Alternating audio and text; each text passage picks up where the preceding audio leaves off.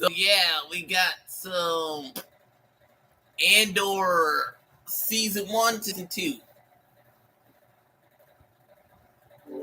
I'm gonna see if this allows me to do that without trying to cancel a nig out for doing such. So yeah, we're gonna watch the first episode of season 1 of Andor. Kendara. And then we're gonna lead up to the second season if I'm able to. So I hate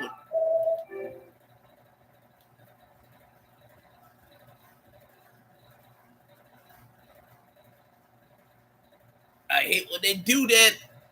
I was watching my show.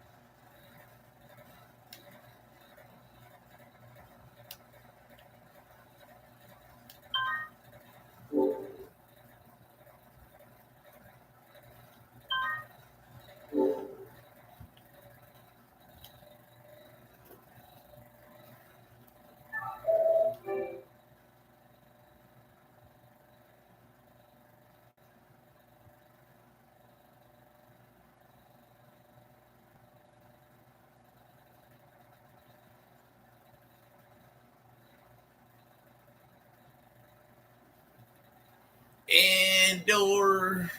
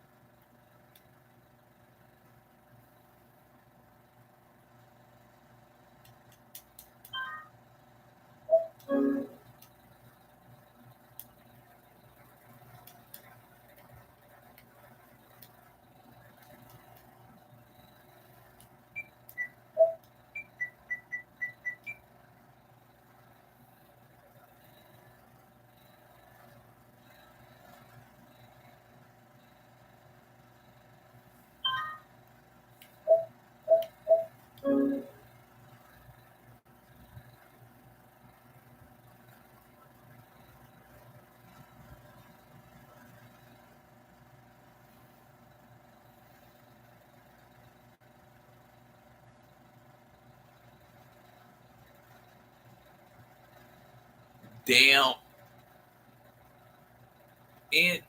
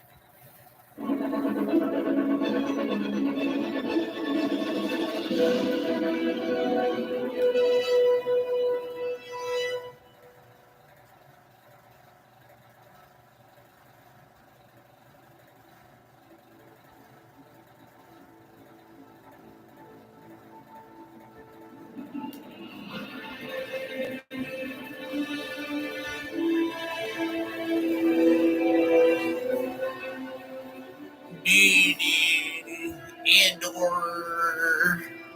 It's kind of funny once this show's over, you can go back and rewatch the movie.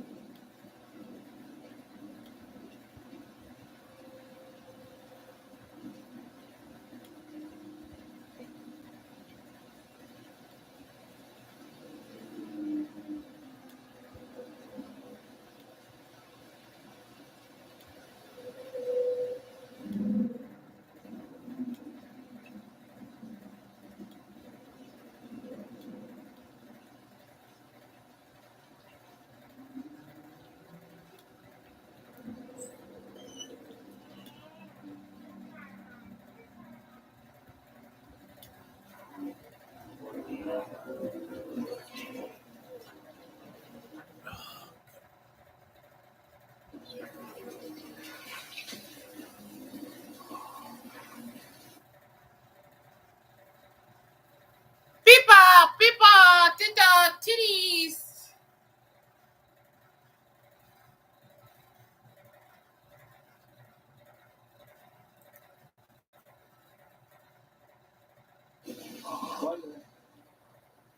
No weapons, no comms.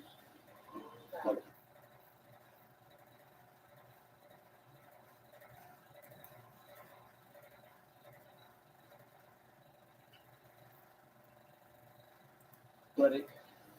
No nonsense. In you go.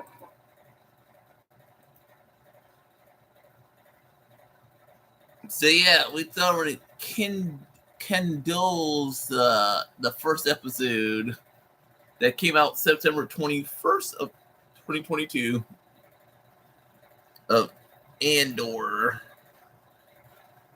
Kind of tight.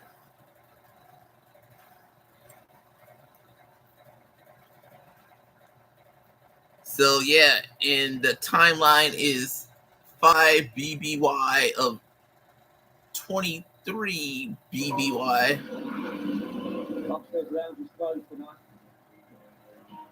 Flashback. Contour.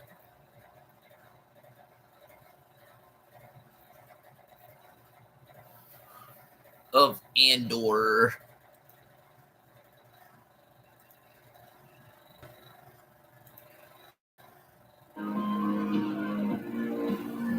I like how I got this Blade Runner feel to it. Andor.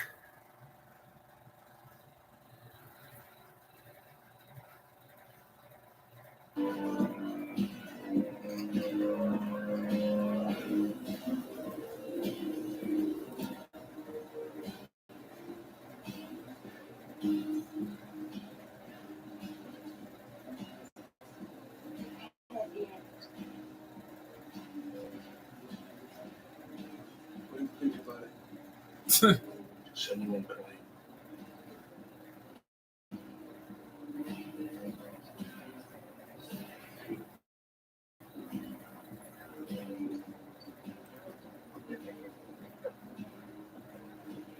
Welcome.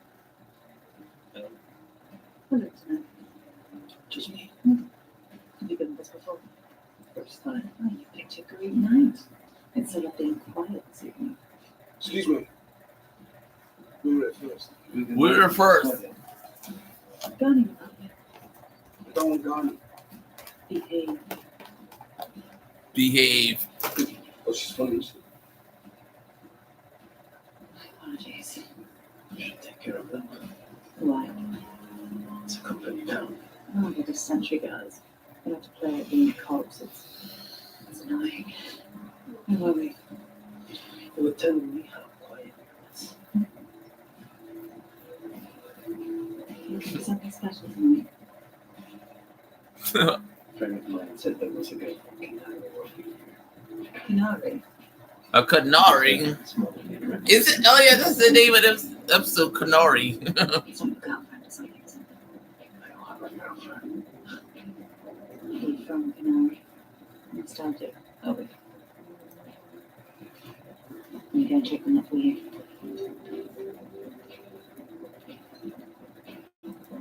He's a Canarian. It's just something amusing. What? You keep looking over it like there's something funny. Definitely came out. What does that mean? That is a hard look for a little thing like it. There's no laughing there, is there? There was a girl from Canary, but she left. Canary. We did Canary! to humans with this big dark eyes. This girl, no. And you were shoot. What are you? Seriously. Boyfriend, husband. Looking for my sister. He's looking for his sister. Whoever she is, she's not here. She disappeared. People come and go. He's You should leave. What was her name? Nobody here gives their real name.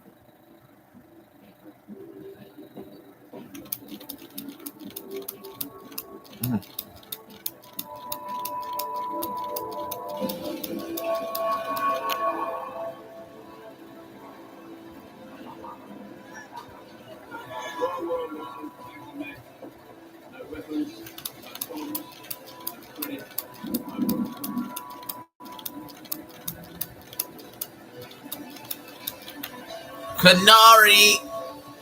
I like how the children don't like this show because they're a bunch of pussies. Stop right there! You're in criminal corporate zone, you know that, right? Employees will try to get their IDs upon request. Oh, then you didn't park out past I'm sure old Mark that's off limits to visitors. We'll have to find you. Yeah, I mean, you know about the visitors curfew, right? Now, we'd have to impound your ride. Damn. That's right. What have you swum over? Swim over. Go on. Yeah, he's not laughing anymore. You've got proper ID now, a bit of time to fill it out. You have to see it mixed up. There you go. I've got 300 credits in my coat pocket. What are the chances on that? What's the chances on that? We got a bum here with a lot of credit to his head. Everybody's lucky night. Let's have a look at it. Get it? Not moving. You wanted to take it and I walk away. I don't need any surprises.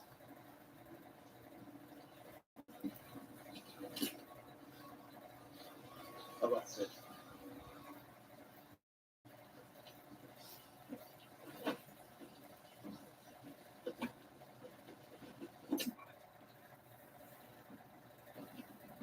Oh, the pocket.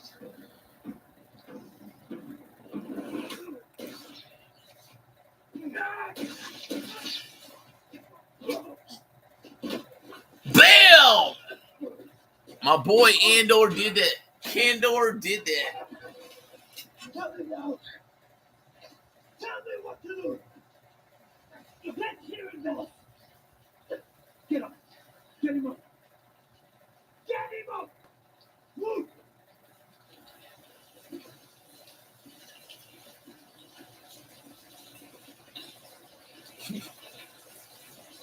Wow, it's like okay to say the N-word now. No. Follow. Follow. He's taking. He's blocked. Oh. Follow. Birdo! Don't kill me, man! I'll suck your dick! I'll suck your dick, dog! Man, do not shoot me! I'll suck your dick! I said it! I'll suck it, dog! Please don't kill me! Please don't kill me, Andor! Andor, don't kill me! I'll suck your dick! I'll suck your dick!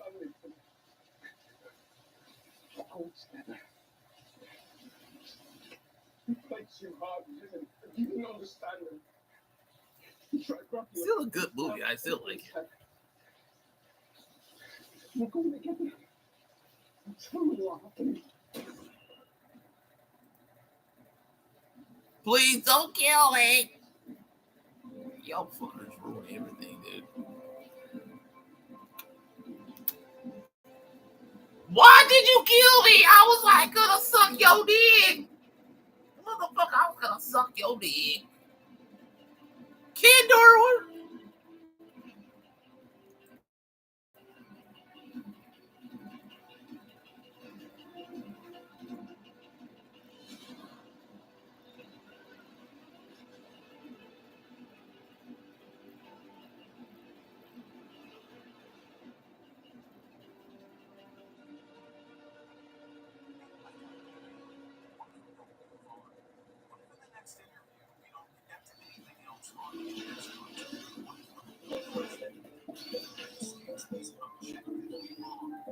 That's the conversation now, and maybe the next.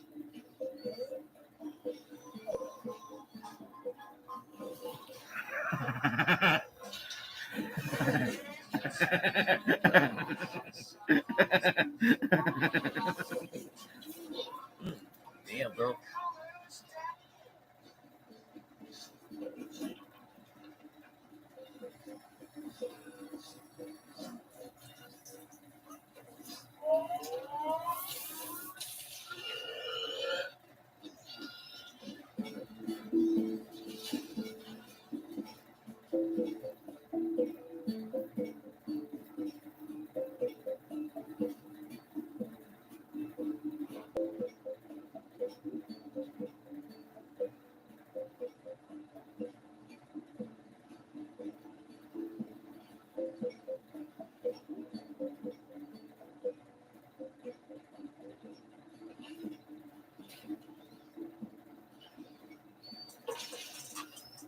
Cassian, I brought what you told me. That's the end. That's all. That's all.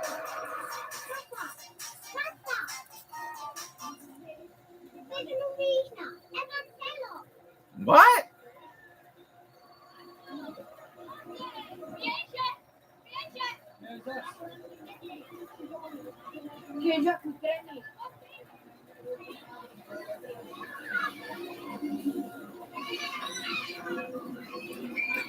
Website its editor-in-chief has departed following a sale to Game Rant owner Outlet. Polygon launched in 2012 under Vox Media and has now been sold to Canadian publisher Outlet, who also owns Game Rant, Extra Life, The Gamer, and a whole bunch of other stuff. It's one of those companies that I feel like you don't really hear about, but turns out they own everything. Co-founder and editor-in-chief Chris Plant went to Blue Sky and said, "I'm no longer with Polygon. If you're hiring, please consider the many talented writers and editors now on the market. Every one of them deserves a spot on your staff. I won't be talking more about the sale because I wasn't involved." That stinks that their co-founder of the site wasn't involved in the sale. That must not feel good. Pete Volk said that he was let go along with just about everyone else at Polygon. So Valnet bought the website, shit-canned everybody, and now they can make it whatever they want. Great. You know, I think what I hate most about the sale of Polygon to essentially what is a slop, clickbait conglomerate website owner and the mass layoffs therein is that people have been bitching for years about quality video game journalism and reporting, and Polygon has been one of those sites for years, started by people who wanted to bring in technology. And on our main story, gaming website Polygon sheds a juicy staff as well as editor-in-chief. The world's most immersive live music. Don't tell anybody where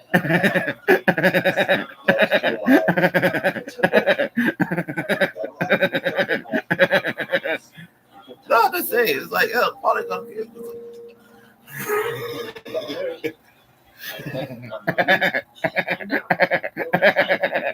is no singular correct way to pronounce Pokemon. Rather, there are a few. Pokemon.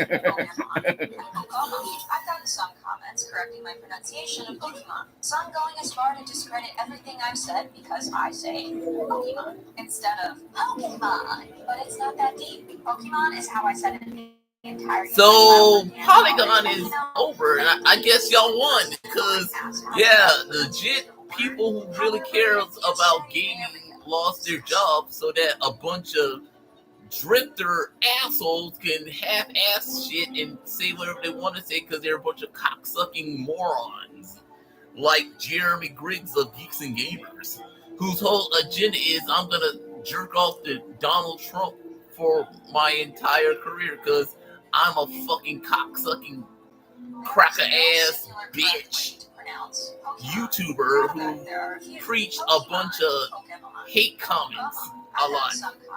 No, I'm seriously saying it. That's what you're celebrating right now.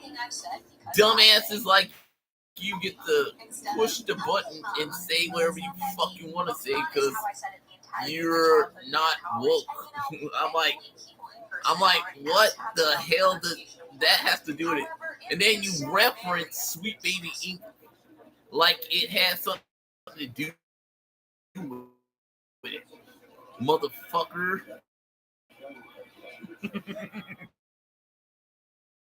No, I'm serious. This gaming company lost its job, and a lot of hard workers lost their job.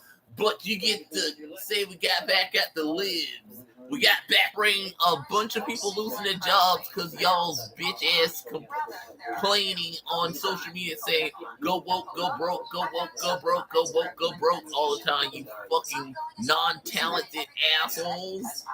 No, I'm serious. All y'all's a bunch of assholes and go fuck yourself, okay? No, I'm seriously saying that, asshole. Go fuck yourself. You can read this article all you want. It's like them blowing each other in the ass, saying we're better than all of you, not really, and got no literally allegedly game creators of yourself. None of you motherfuckers know what you're doing, and it's like you're benefit from the people that work their ass off to get where they are and legit know what they're doing, and then you use them to get to the top, and then when they lose their jobs, you hear the benefit from the chaos because y'all a bunch of assholes. Pokemon is how I spent the entirety of my childhood. Now, let me tell you why. For those of you who know me, my name is Bill. I've been out here 5 years as a marching enthusiast, 2 years as a full-time employee in the Web3 ecosystem. I've bought this laptop up, so it's my favorite. Polygon a good investment. If you hold Polygon head to the microphone. And this is why America is shit right now. Assholes like this. You can read more about it on the website. Polygon is a fast, cheap, scalable proof of stake blockchain. I'm done with this. Polygon Foundation plan. I kind of like that seems kind of dumb, but The thing about Polygon is it was designed to be a scaling solution for Ethereum. If you think of Ethereum as a big, robust, but slow on mothership, Polygon is like a clone of Ethereum that runs on Optic and is much faster, cheaper, and scalable, which allows any dApps or platforms or anything built on Ethereum to super easily in one click also be deployed on Polygon, which means you There's no suspect at this point. We have some excellent leads. A human with dark features asking about a Kalari girl who a Kalari. The actual crime. It's usually quite busy. Apparently not. This happened just outside the district. That's the cousin who's What's Kalari? I said on were they wrong? Tough case. I should have 7 days. No proper resources. I can bring this case to a Stop. I mean, just for talking. I mean, stop.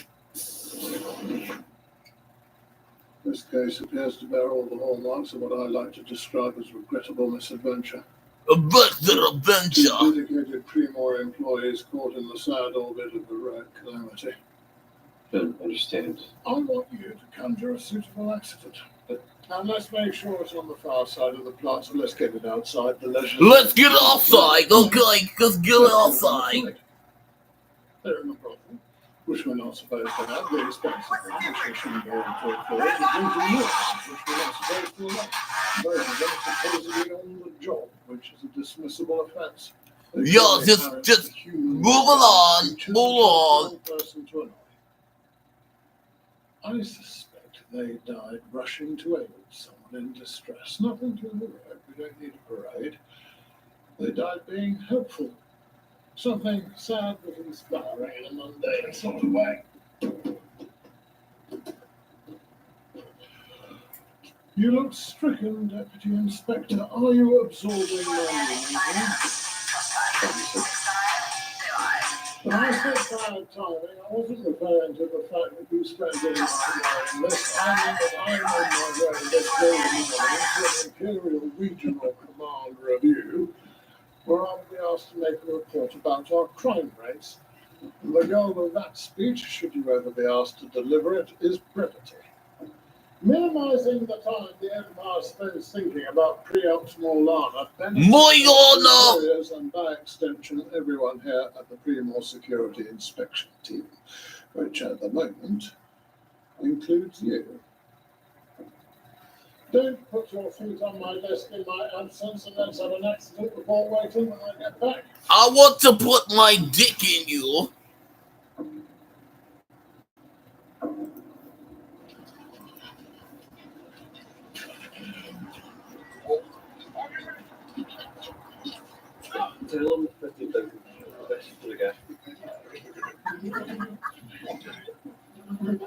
And the yard.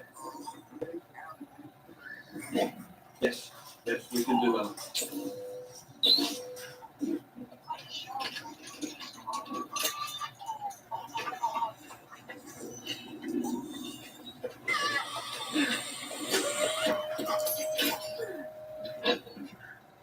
busy.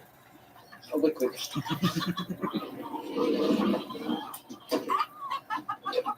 Your friend, What friend? the one who buys your secret.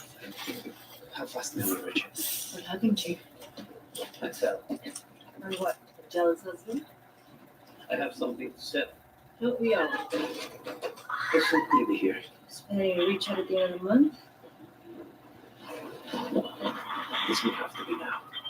What, one item? That's not how it works. The vendor comes before any contact. Please. There's a check for that this week. Looking for scrap. We're told there's a rack of material targeting units. Someone might forget to strip out. They'll get that. That's Oh, the thing you've got. Got to see their homes and say, can't wait. What have you done? Your friend will want this piece.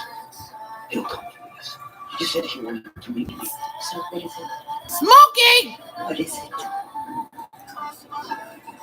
I got an untraceable in this line start by the unit.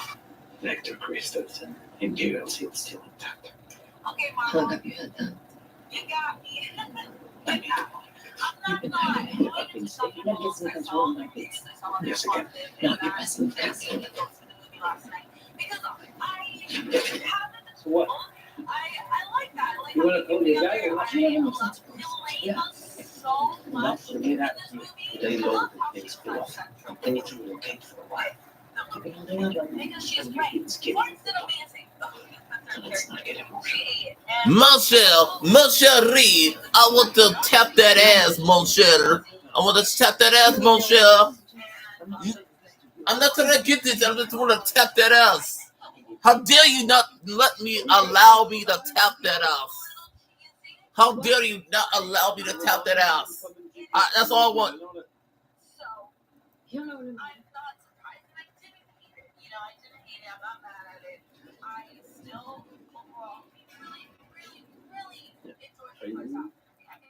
What? Looks like it's turned into something one-on-one. Do I ask any question? Just promise me nothing about any of this. Don't do anything.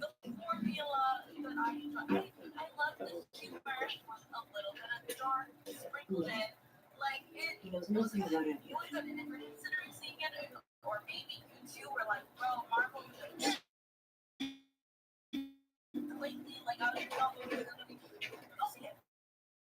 Please, you said he wanted to meet me. I really need this. Is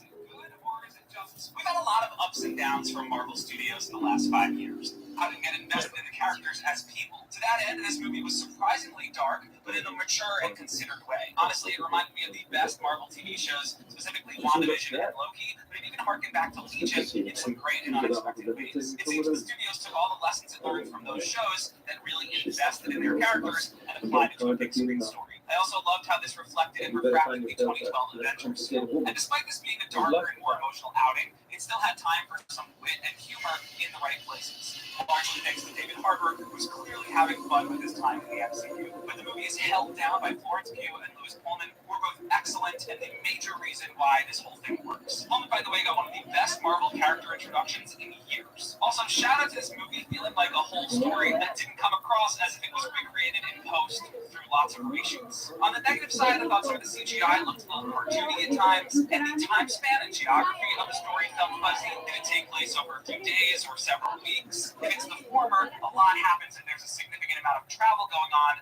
quite quickly. Also, Ghost and Bucky felt tacked on and weren't as richly shaded as the rest of the characters, in my opinion. But those flaws did not bring down the whole experience for me. So to answer my first question, this is flat out a great movie, Marvel or not. Is it good or is it just Marvel good? I saw Thunderbolt. Here's the good and the bad without spoilers. So yeah, Matt McGroin and all these other dumbasses saying this is a bad movie. Thunderbolt box office match low expectation. You go by the numbers, it's literally kind of high point.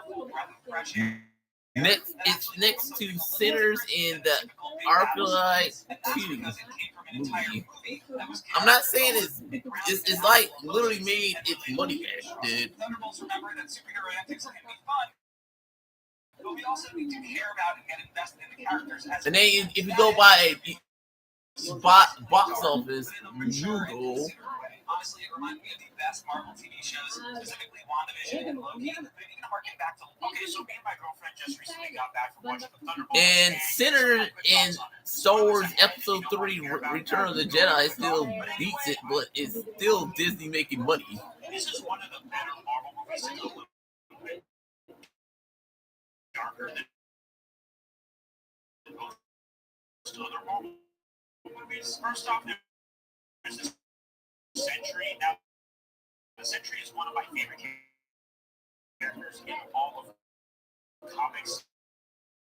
So yeah, so since it's already out right now, it's not on the box office on numbers, so it's like there you go. Movie last night, debuted last night with Thursday prediction in 11.5 million at the box office. It was 11 then, but now it's up to 11.500 right now. So it kind of it's kind of is there, but it's like could make more later on. I knew that character was gonna die. Is Laura did Captain America Brave New World at 12 million Thursday week. Went on to open to 88.8 million. If the Thunderbolts box office holds, it could probably beat better than expected. Has been pretty low, around 70 million to 75 million, the second lowest of the MCU movies, only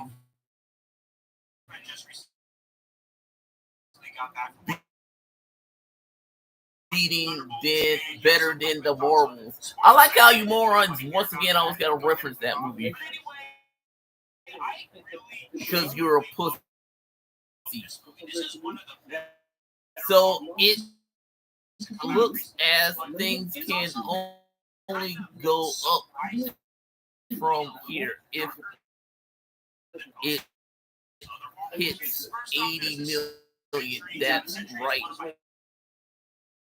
in line with Black Widow 80.3 million.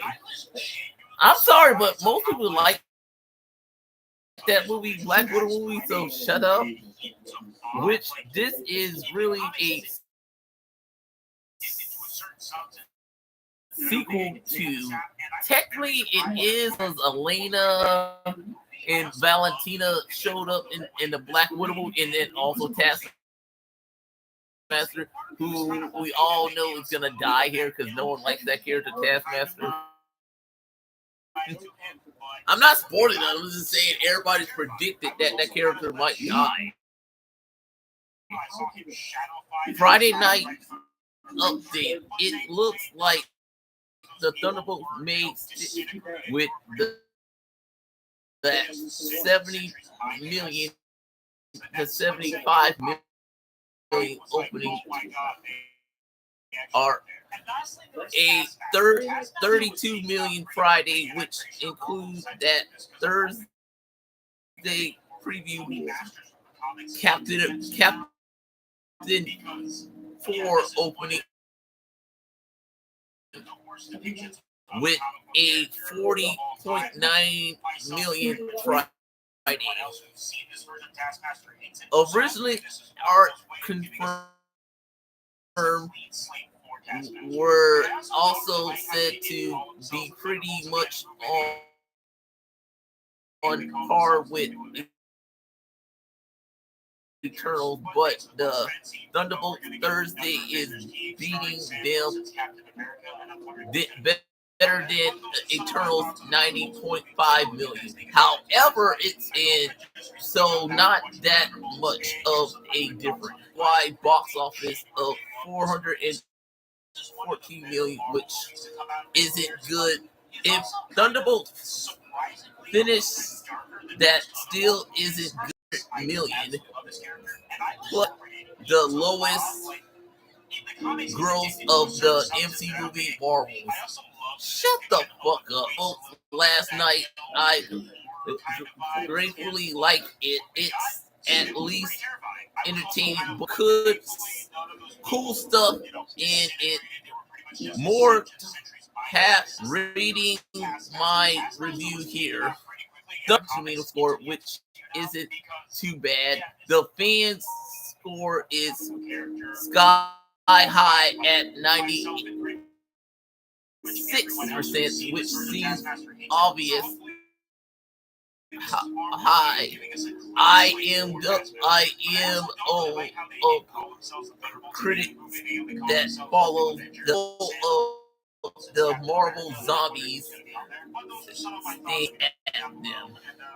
Why don't you go fuck yourself, Matt McGroin, on I-78? 4.5 stars on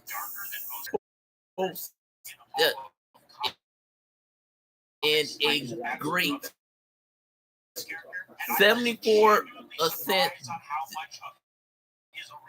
kids under 12 and also give decent movie that is awesome to watch, but you're gonna give it a bad score because you're a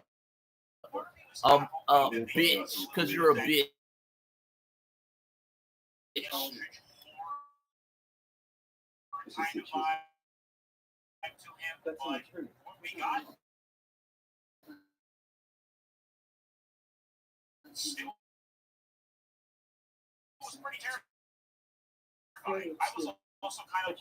So yeah, once again, the judge's gonna find something wrong with air film. No, I do think it does fill in the gaps here and there for I'm going to go see it as well. So it's like, so yeah. Other than that, that's it. But then you add in the newcomer, we understand you. With MCU movies like interactions and their psyche, since we are dealing with a lot of broken characters in this one. The one that gets the most time to shine in this movie is Yelena, and she is probably one of my newest characters since the Black Widow movie. She talks about how she hates doing the same monotonous thing over and over again, and she needs something new in her life. But we also get a look into her past and her having to confront her demons. Another new favorite is Red Guardian, and he is hilarious as always. I am the Bender. Since the show, wish that we got more action scenes with him.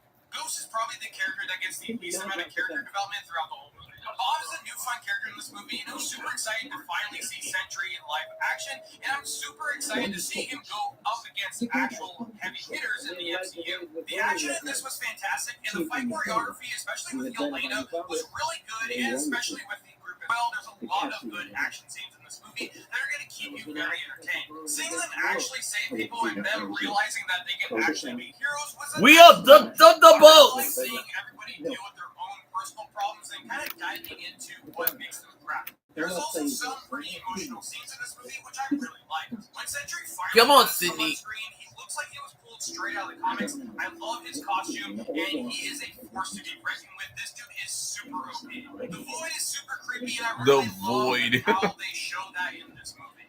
The humor was great as always. If you're not the type of person who likes MCU humor, then I guess this movie's not going to be for you. But I love the humor in this. Red Guardian, Yelena, everybody. It was just a very funny time, and I laughed quite a bit. This movie is also very aesthetically pleasing to look at. The cinematography was really good in this film, and also there's just not a dull moment in this movie, and it just makes you want more. I love how they came up with the name for the team Thunderbolts. It was pretty fun. Spoilers for what happens in literally the first 15 minutes of this movie, so if you don't want to be spoiled, I guess skip to the end to see my rating. But Taskmaster. Now, yes, I'm not the biggest fan of the MCU version of Taskmaster, but you guys put her in a brand new costume, and you have her on the poster just to kill her. I mean, I thought she was going to come back be like, hey, I'm not actually dead, but no, Taskmaster's just gone, I guess. This was honestly such a great movie. I don't have any real big complaints with this movie, and it's a top-tier MCU movie. I would definitely say within the top 10. I highly suggest watching this in theaters. That's why I give Thunderbolts a 9 out of 10. If you guys like this review, hit that like button if you guys want to. Last night I went and saw the latest offering from the Marvel Cinematic Universe, Thunderbolts. Let's talk We're about the it. Thunderbolts! Thunderbolts, we follow this ragtag team of characters that were previously introduced in other MCU projects and were seen as the villains or antagonists of the things that they were introduced in. And they're forced to work together when they realize that they are being set up. That is basically the easiest way that I can put the plot of this movie without spoiling anything.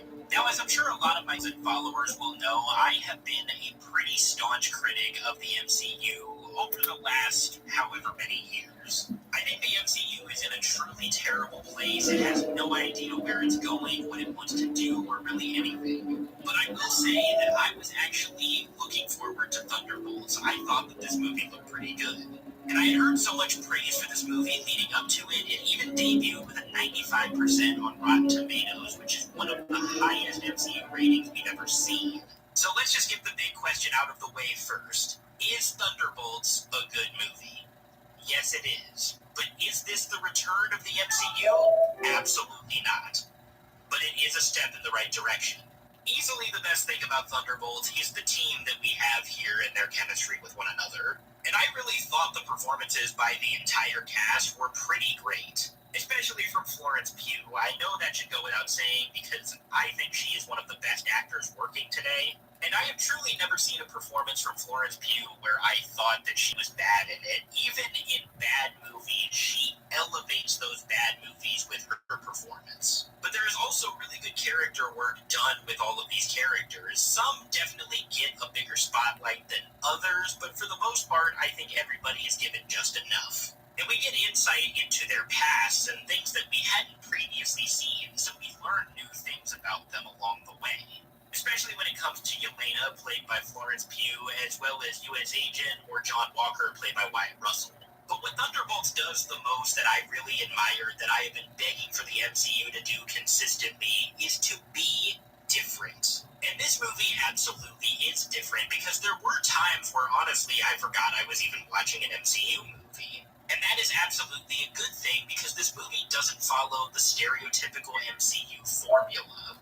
Again, I won't get into spoilers, but I will say that the conflict of this movie is resolved in a much more mature way. And as a whole, this movie is actually pretty mature, tackling super mature themes such as regret, trauma, and self-confidence. But that's not to say that there isn't any action, because there definitely is action, and it is very entertaining, especially when all of the Thunderbolts team up. Thunderbolts definitely does fall into the MCU tropes, though, like in humor, into places where it doesn't really fit. But for the most part, when this movie got really, really serious, it never felt the need to insert a pointless joke, and that was so refreshing. In terms of things that I did not like about Thunderbolts, I do think that the pacing is kind of all over the place here. The movie is a little bit over 2 hours long, and there were times where I definitely felt that runtime, especially at the beginning, because it definitely took way longer than it needed to set everything up. But there are other plot points that feel like they're established, or they just move way too quickly. Especially when it came to this movie's main antagonist, because this person is kind of just learning their abilities, and then it seems like they learn all of their abilities within the span of just like 2 minutes. But Thunderbolts is absolutely at its best when we are following the Thunderbolts themselves. Because this movie comes to a screeching halt whenever we follow another antagonist, Valentina, played by Julia Louis-Dreyfus, and her superbly uninteresting assistant, Mel, I think is her name, played by Geraldine Viswanathan. But despite all of that, I do actually think that Thunderbolts is a good movie. This is not a top-tier MCU movie by any stretch of the imagination, but I do think it is absolutely one of the best ones that we've gotten in recent memory. This is especially better than a lot of the MCU movies we've gotten over the last 2 years. I thought this was superior to Brave New World, and I liked this a lot more than Deadpool and Wolverine. While I think that Thunderbolts is a great addition to the MCU, I don't think we can celebrate the MCU being back just yet. As I said, this is a step in the right direction, and I'm curious to see where they go from here, but overall, really good movie. I liked it a lot. Overall, I'd give Thunderbolts a 7 out of 10. Last night, I went and saw the latest offering from the Marvel Cinematic Universe, Thunderbolts. Let's talk about it. In Thunderbolts, we follow this ragtag team of characters that were previously introduced in other MCU projects and were seen as the villains or antagonists of the things that they were introduced in. And they're forced to work together when they realize that they are being set up. That is basically Fuck you, Elena. the way that I can put the plot of this movie without spoiling anything.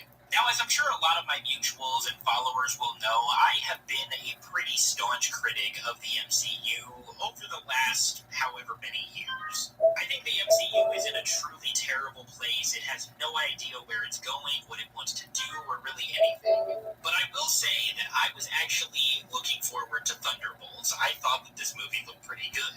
And I had heard so much praise for this movie leading up to it. It even debuted with a 95% on Rotten Tomatoes, which is one of the highest MCU ratings we've ever seen. So let's just get the big question out of the way first. Is Thunderbolts a good movie? Yes, it is. But is this the return of the MCU?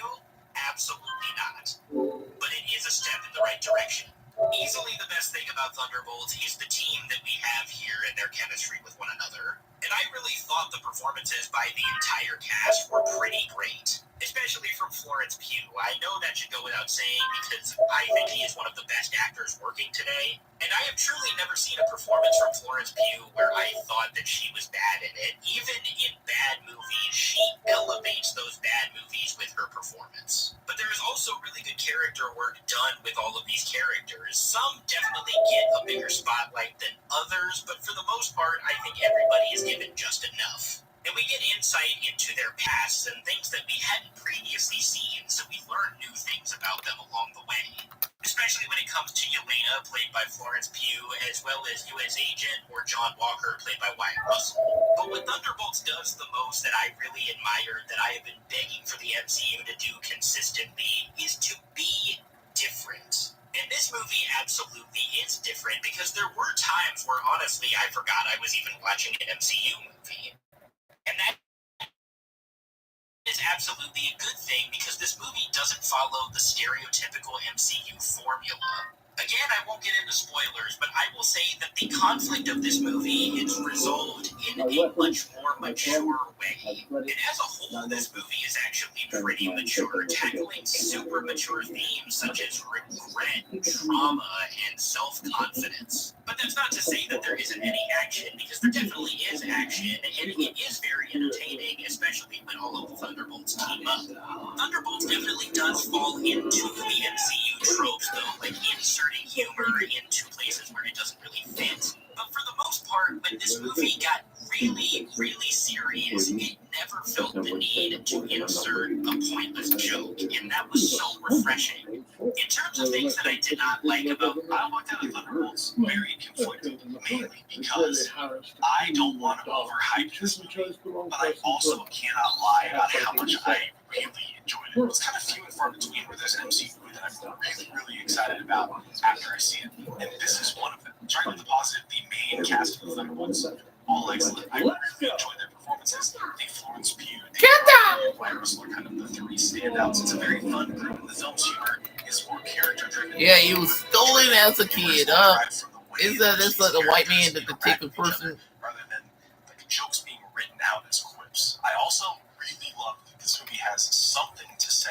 Instead of some like huge otherworldly threat, aliens attacking Earth, gods attacking Earth, whatever, this movie has more human, emotional, internal conflict. It's kind of resulting in the external conflict. That same conflict is mirrored in all of these characters in different ways, which makes their engagement with that conflict even better. And this thing gets heavy. In fact, there's one moment in this movie that goes from this like very tender, very sweet moment, and instantly the switch flips, and all of a sudden it is one of the most gut-wrenching, most dark images I've seen in the entirety of the MCU. And you can tell that there is craft on display here. This movie's marketing touted its A24 pedigree.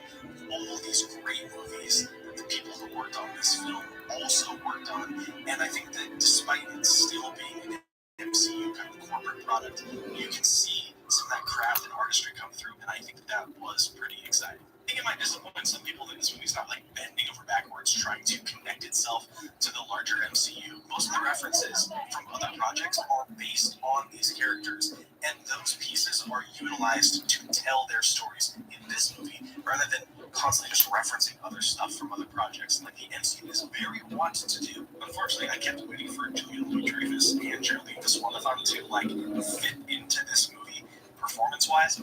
They both feel like square pegs trying to fit into a round hole. That's a shame because I think both of these actresses are very funny, extremely talented, and yet they both give kind of bad performances that feel very out of place here. I don't know if we can say like, oh, the MCU is back because this movie rocks, but this movie freaking rocks, and I'm at least happy that we get something that I think is as good as this. Let me know, did you see Thunderbolts? And if you did, let me know your thoughts in the comments. I walked out of Thunderbolts very conflicted, mainly because I don't want to overhype this movie, but I also cannot lie about how much I really enjoyed it. It was kind of few and far between, but there's an MCU movie that I'm really excited about after I see it, and this is one of them. Starting with the positive, the main cast of the Thunderbolts, all excellent. I really enjoyed their performances. Dave Florence Pugh, David Harbour, and Wyatt Russell are kind of the three standouts. It's a very fun. The film's humor is more character-driven than driven. Humor is God derived damn, from my the way lady. in which these characters interact with each other rather than like jokes being written out as groups. I also really love that this movie has something to say. Instead of some like huge otherworldly threat, aliens attacking Earth, gods attacking Earth, whatever, this movie is more about a more human, emotional, internal conflict that's kind of resulting in the external conflict. That same conflict is mirrored in all of these characters in different ways, which makes their engagement with that conflict even better. And this thing gets heavy. In fact, there's one moment in this movie that goes from this like very tender, very sweet moment, and instantly the switch flips, and all of a sudden it is one of the most gut-wrenching, most dark images I've seen in the entirety of the MCU. And you can tell that there is craft on display here. So yeah, we're watching the next episode, episode 2 of Andor. Movies that the people who worked on this film also worked on, and I think that despite That would be me. That would be me episode. You can see some of that craft and artistry come through, and I think that was pretty exciting.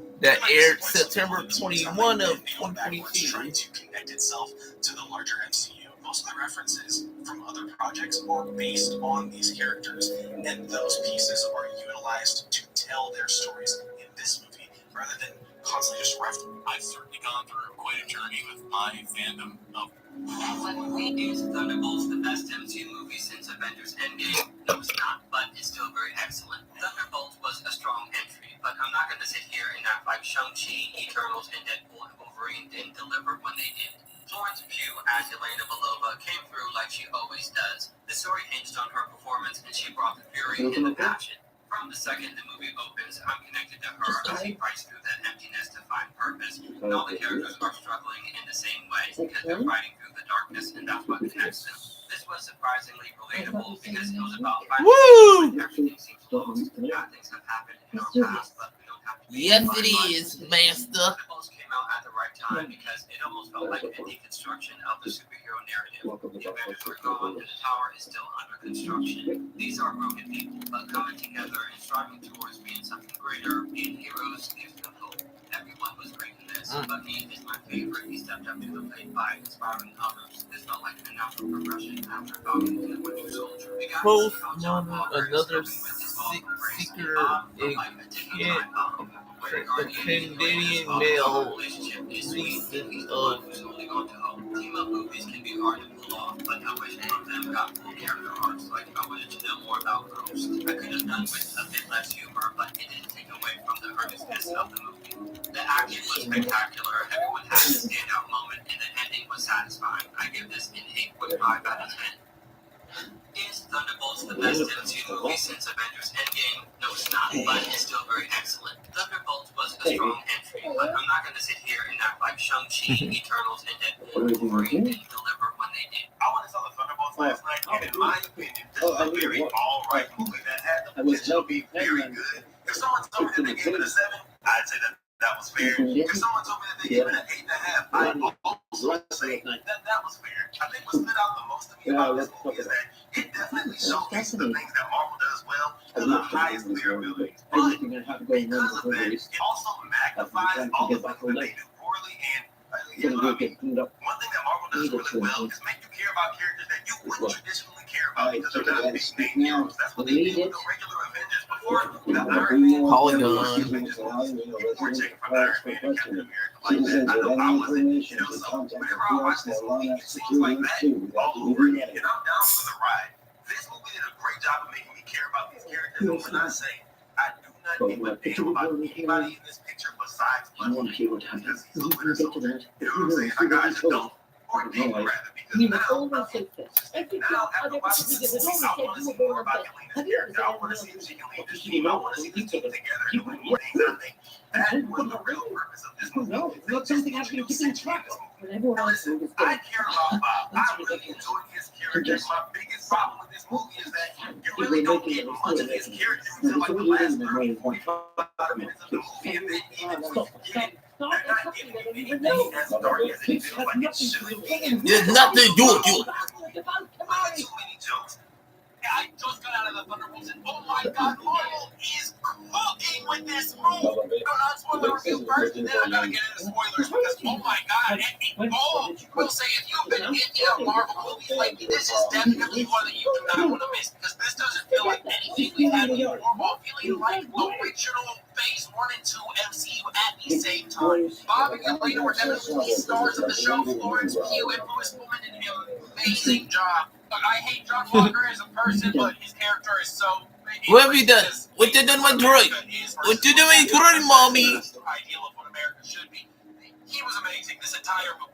The Red Guardian were also great to watch. Those abilities have definitely progressed a little bit since we last saw her in Ant-Man and the Wasp. And the Red Guardian is just classic comic relief, and I love every second that Alexi is on screen. And now we're moving into spoiler territory, so if you do not want spoilers, get out of here, or at least come back out. Oh, I thought the point straight up burnt that little girl forever. Holy shit, I honestly yelled at my Peter like, oh, reveal that everybody already saw coming. The asterisks meant that they were the new Avengers. Not necessarily the new Avengers, but they were going to be either the new Avengers or the Dark Avengers, or some variation of the Avengers, by the way. So, bro, put the beret on you. Take it off. Please, the helmet was better. They shouldn't have clowned on you for the helmet. For my reaction to the final reveal, well, I'll just let the video I took speak for itself.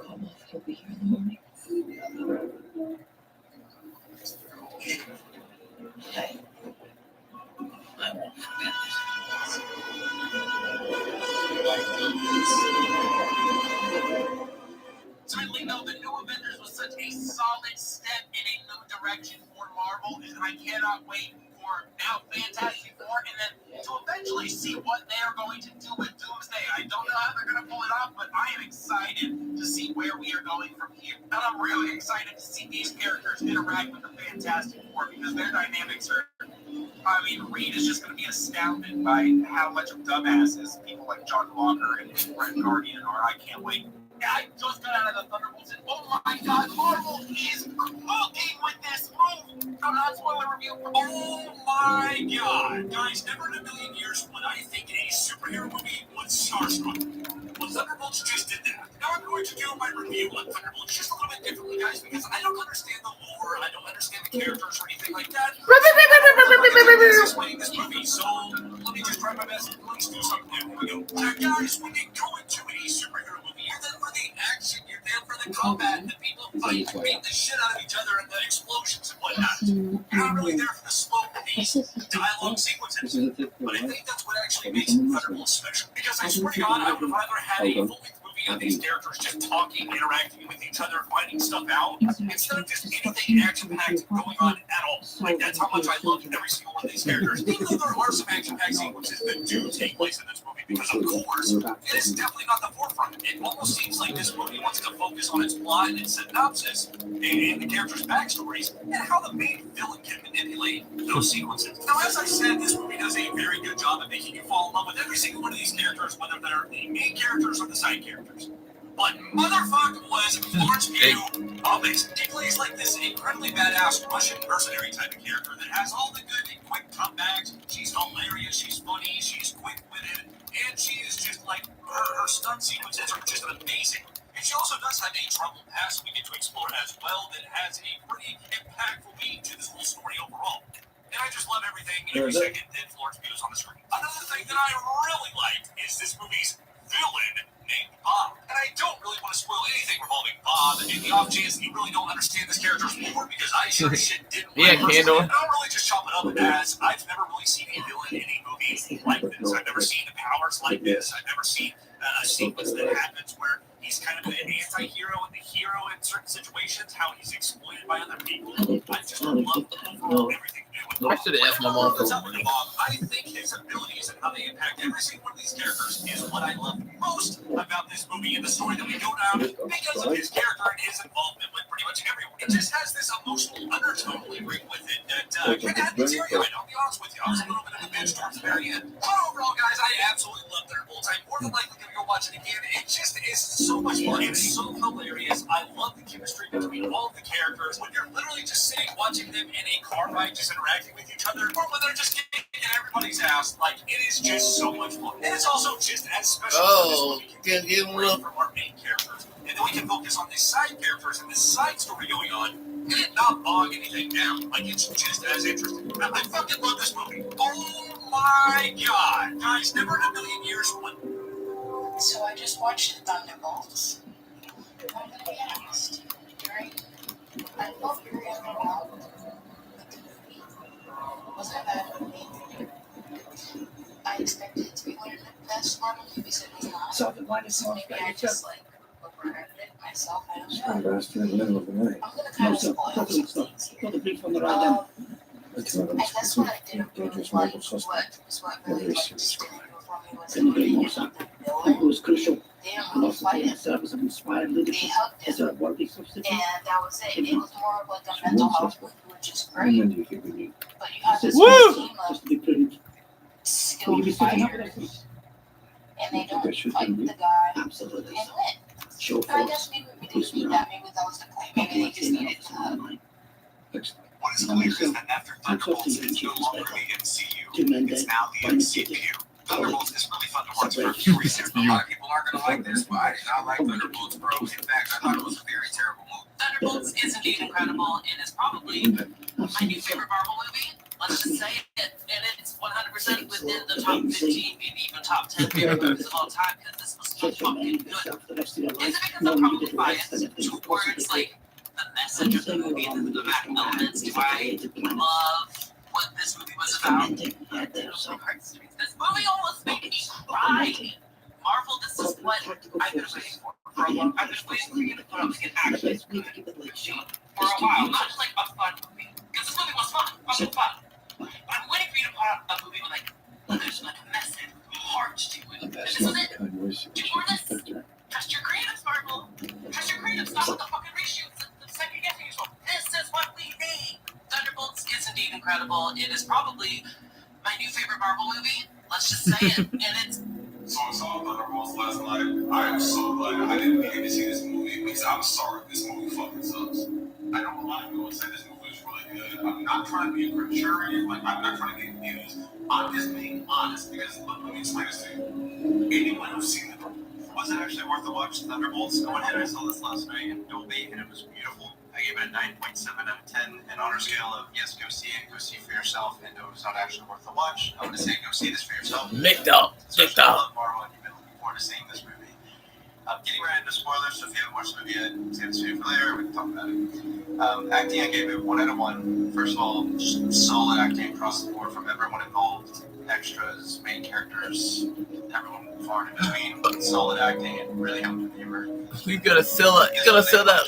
Oh, got a Imperium logo on it, so it's probably worth something. But everyone, He's a scrap seller, like Ray. He's basically kind of like Ray. Such that, this doesn't come off as some juvenile, weird, quippy movie. It's very much these guys are dysfunctional. They're going to banter in the way that they do, but they're also going to mobilize as a militia of really well-trained individual mercenaries to do what it is that they need to do. So, great acting, nothing more than it. Character motivation, I also gave it 1 out of 1. It was excellent across the board for everyone. The reasons why they stuck together as a team, the reasons why maybe they were hesitant to, and the reasons why they were there in the first place. And the kind of personal trauma, bits, and hardships that they were dealing with, again, to motivate them to continue to do what it is that they do, was captured really well. And again, this wasn't a lead, not commit kind of thing. Again, I think it's just like how long movies should be written. I think I've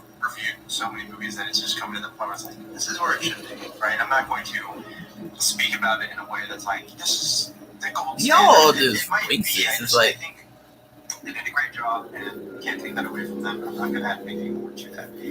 Like I said, they were a perfect dysfunction of different characters.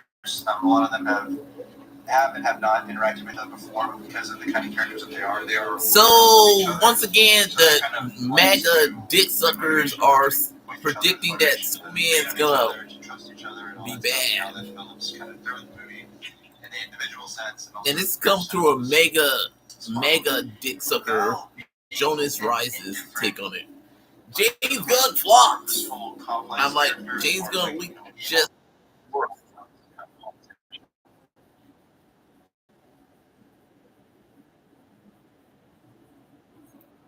motherfucker, your agenda is I'm okay with America losing everything that makes it awesome, and you like being an anti-America, dude. Just shut the fuck up with your agenda, asshole. Not what nonsense. What nonsense is that? We don't want to be in a anti-America America with Donald J. Trump, asshole. Your daddy fucked up America. He doesn't know what he's doing. But you're gonna say he does because you're a bitch. You're a bitch, Jonas. You're a bitch, Jonas.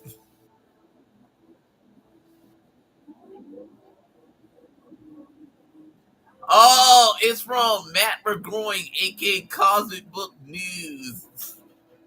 You people are fucking retarded if you believe anything that ugly ass motherfucker says on social media.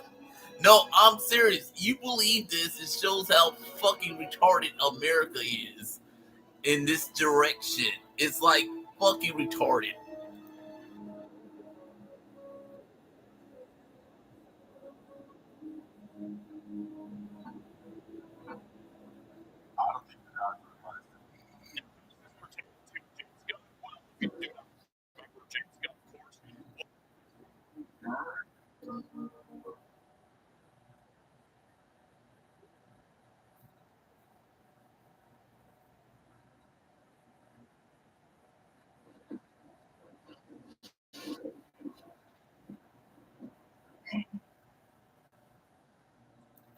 Motherfucker, we voted in a criminal as our president. I could think I could forgive James Gunn for what he done. Okay, we have a fucking evicted criminal as our president, and America's in a financial fall financially. Okay, Jonas, I think I can forgive James Gunn. Okay. Motherfucker, yeah, I can't imagine discussing things. I see what happened in America right now, dumbass. I see the stuff that's happened to American citizens in America right now. So what James Gunn did is not that bad to me, okay? I'm not saying I agree with it. I'm just saying it's not the worst thing I heard in America right now, okay? I'm just saying, Jonas, he's not the top of the billboard when it comes to worst things I are seeing in America. Okay, James Gunn. Motherfucker, half the people in the White House did worse than James Gunn. Okay, half the people in the White House did worse. Okay, and you're okay with that. Okay, I'm just saying, Jonas, half of the people in Donald Trump's cabinet members and him himself did worse. Okay.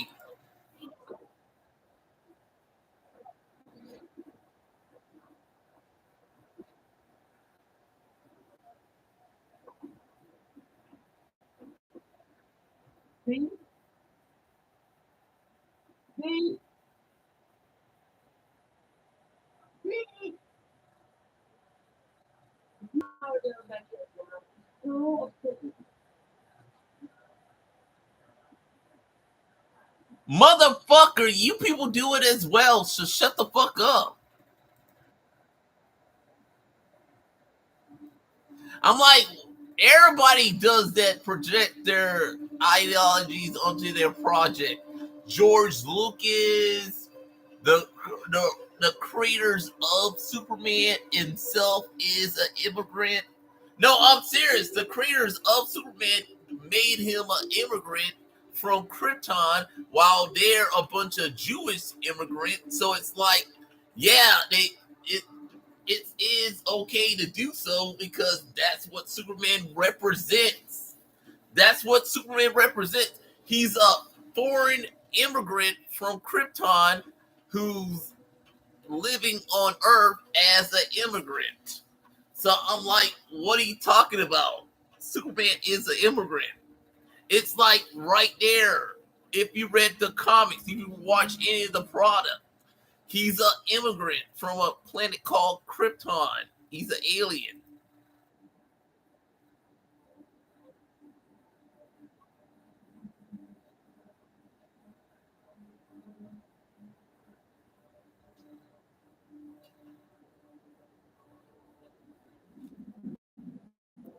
Motherfucker, have you ever watched any of the Christopher Reeve Superman movies? He felt sad in Superman The Quest for Peace, dude. The dude took away a bunch of missiles and shot it into the sun to declare peace on Earth, dog. I'm like, what are you talking about? What is wrong with that plot? I don't get it.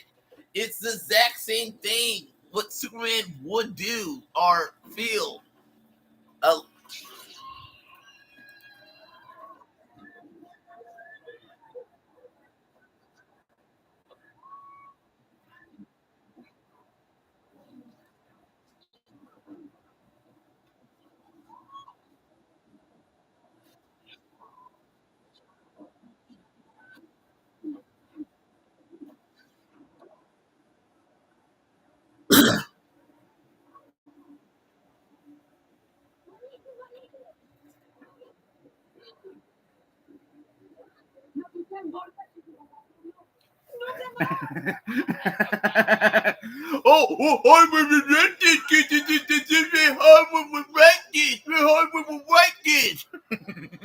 motherfucker, Donald Trump's a fucking lousy leader of the American right now, and you're basically trying to dictate me Hollywood is what's wrong in America.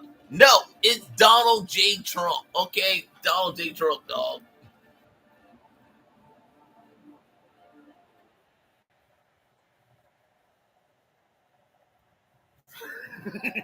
Motherfucker, we need to keep Donald Trump in check, dumbass. But no one is, asshole. So I'm like, why is it okay to put other people in check, but not the president of the United States, asshole?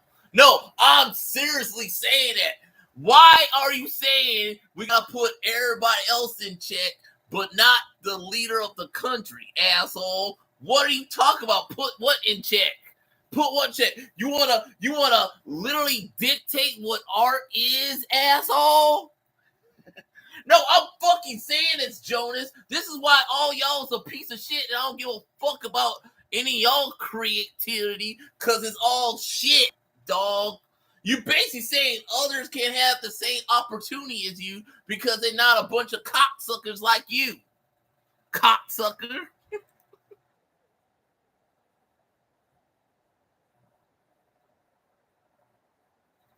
Yes, you are. You are a mutant monkey because you voted for a orange, ugly-looking monkey as the president. So shut the fuck up, Jonas. You are a dumb monkey. Yeah, I said it, Jonas. You are a fucking dumbass bitch, man. You are a bitch, dude. Your whole career is you being a bitch, dude, Jonas. Your whole career is being a bitch. Being a whiny ass bitch saying, I hate Hollywood because it's anti-white. That's your whole career. Being a whiny ass bitch. You're a whiny ass bitch, motherfucker. You're a whiny ass bitch. All of y'all is a bunch of whiny ass bitch trying to get people to feel sorry for your white ass. for over a decade. That's what you do. You come on YouTube, you whine like a little bitch saying the America hates the white man, and that's all you got. That's all you got, Jonas. You want everybody to feel sorry for your crap ass for over a decade. That's all you do. You whine like a little bitch. And then you go on here and ruin the fandom with your little pussy ass cracker agenda. AK, you fuck America and make it not that great of a country. And then you get upset when people make fun of your ass.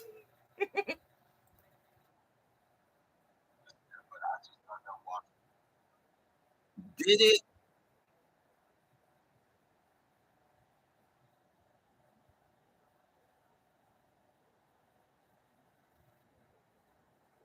Motherfucker, everybody liked the Creature Commando cartoon, dumbass.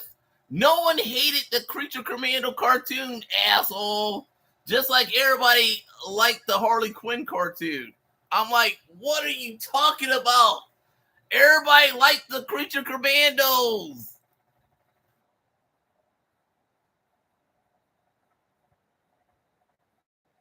No, it didn't, dumbass. No, it fucking didn't. You know what agenda is bad? Donald Trump's agenda is bad for this country. But you're not going to say that because you're too busy jerking off to him. You fucking asshole. You're literally going out of your way to not notice the bad things that's happening in America so that you can literally jerk off to them. You fucking jerk off. You try to tell me the upcoming Superman movie is going to be bad because it's not what you want it to be politically.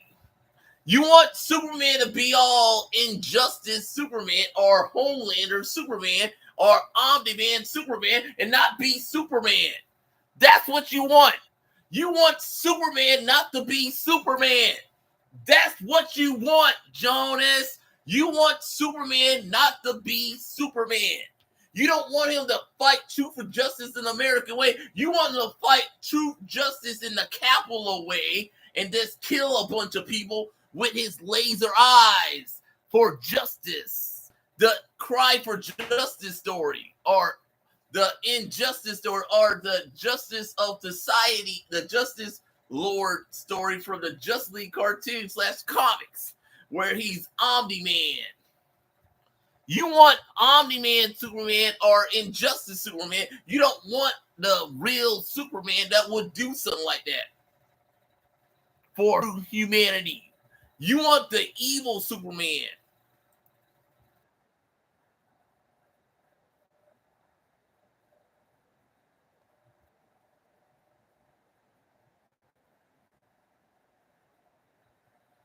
Because you are a pussy ass bitch, Jonas. You are a pussy ass bitch, Jonas. Your whole career is you being a pussy, Jonas. You're a pussy, dude. You're a pussy. I'm like, if you can't handle the Creature Commander, you can't handle nothing because you're a pussy. You're a pussy, Jonas. You're a pussy. You're a pussy, dude.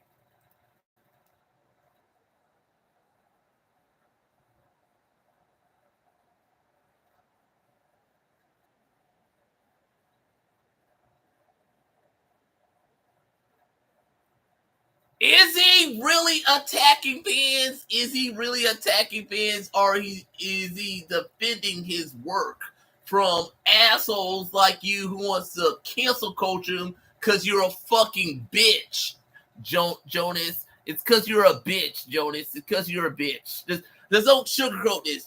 You people are a bunch of cocksucking bitches that need to go fuck yourself, Jonas. You need to really go fuck yourself before I kick your ass. Not before. I am gonna kick your ass. I'm literally gonna kick your ass, Whitey. I'm gonna kick all your asses because you made it your agenda to fuck up everything we love about this country because y'all's a bunch of pussy ass bitches, Jonas. You're a pussy ass bitch, Jonas. You're a pussy ass bitch, Jonas. And I'm gonna keep on calling you that, you pussy ass bitch.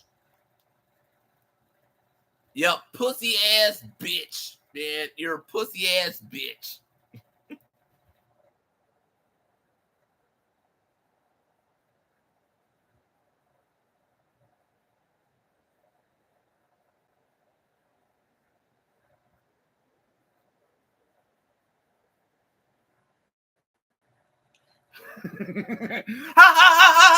Shut the fuck up. You let anything Donald Trump does go past your head because it's okay because he's the president. But everybody else gotta suffer when they do something like that.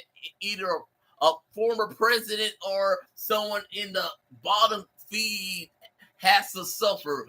But not Donald J. Trump. He can do whatever he wants because he's the president of America. He can say or do whatever he wants because he's the king of America. Go fuck yourself, Jonas.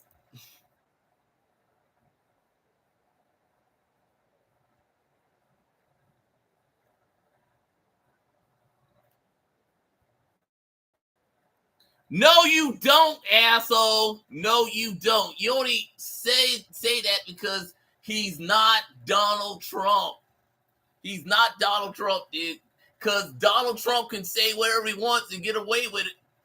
Because in y'all's eyes, asshole.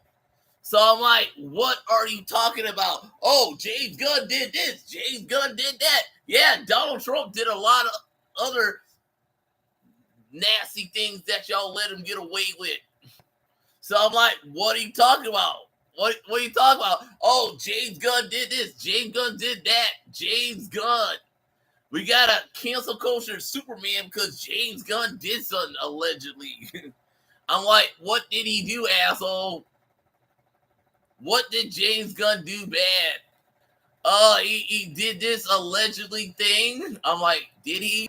Kind of, yeah. Unlike the president who get away with shit like that constantly. No, I'm serious. He can get away with a lot of shit, dog.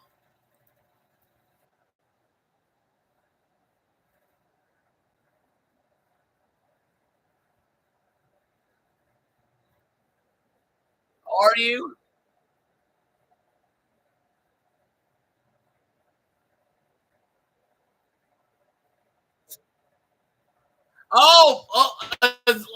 If you're not Donald Trump, yeah, it's okay when you Donald Trump does something like that. But everybody else gotta suffer, huh? Everybody gotta suffer unless you're Donald J. Trump, okay?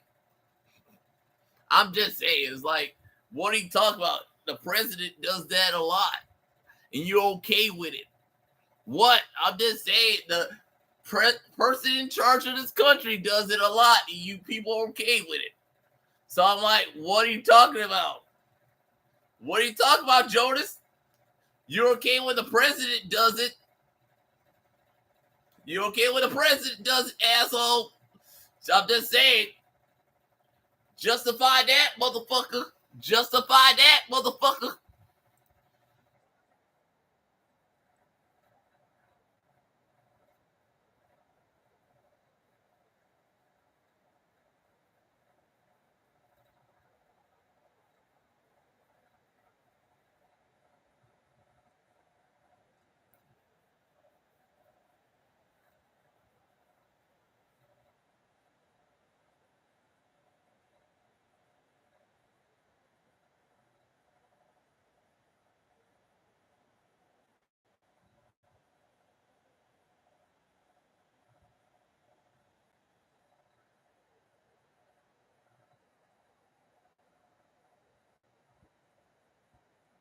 Motherfucker, you motherfuckers on Twitter say a lot of hateful stuff on that platform. No, I'm serious. All you motherfuckers go on Elon Musk's Twitter and say a bunch of hateful stuff on that platform. So what are you talking about, Jonas? It's like, it's okay for you motherfuckers to do it, but not James Gunn? I'm like, what are you talking about? Once again, what are you talking about? How many times you and others made some racist, sexist, homophobic, transit, hateful comment, tweet on Twitter about someone? Either someone from the MCU, Star Wars, DC, whatever. You people go on that platform and say some hateful stuff on that app a lot. So why is it okay for y'all motherfuckers but not James Gunn? I'm literally saying that, Jonas. What's the difference? What's the difference?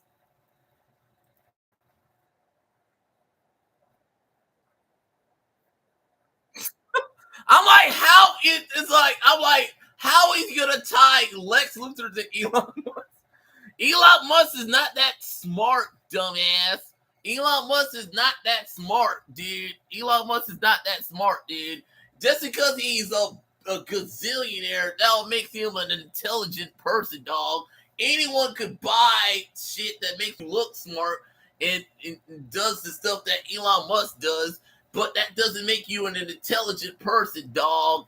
If he's so intelligent, then why did he leave Dirge? Okay?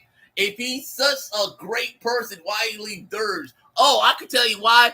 Because Elon Musk is a bitch just like all y'all. He's a fucking bitch, Elon Musk.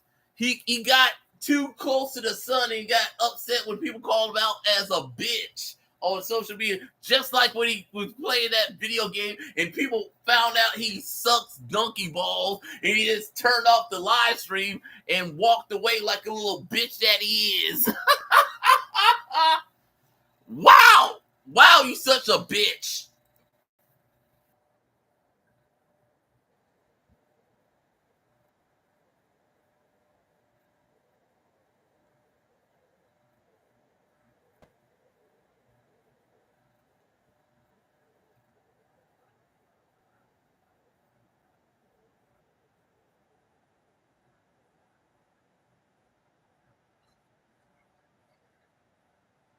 Man, you people suck balls, dude. You people suck balls. You trying to ruin the Superman movie because it doesn't fit your political agenda. It's like you people fucked up a lot of shit. Now you trying to fuck up Superman. It's like, God bless America, how fucking retarded he is. I'm just saying, you try to fuck Superman, dog. Try to fuck Superman.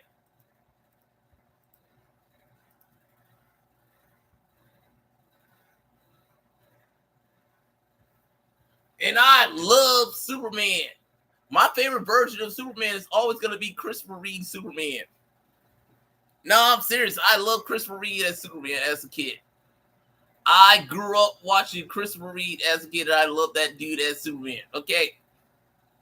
Hell, I love the show Superman and Lois. That's my new favorite live-action Superman is Tom Cavanaugh's Superman. That dude was awesome as Superman.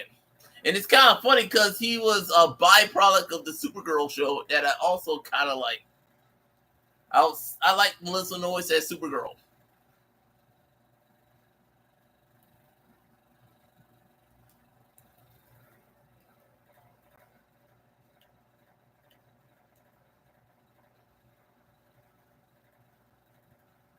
I like Melissa Noyes as Supergirl, people.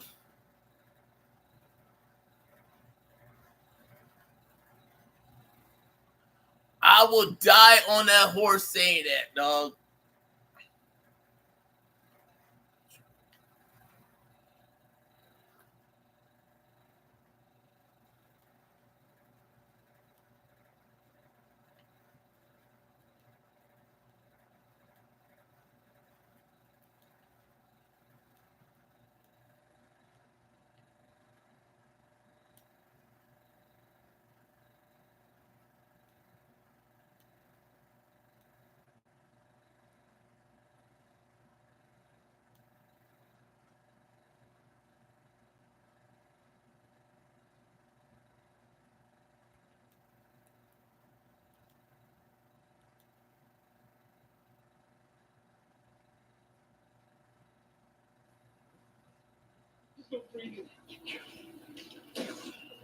Legal authority is seeking a Canary male resident of Carrick's for questioning.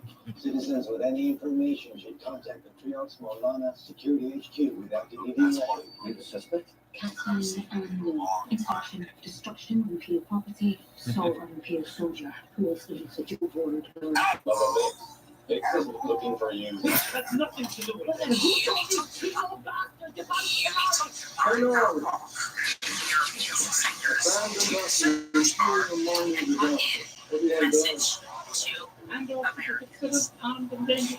Andor is armed and dangerous.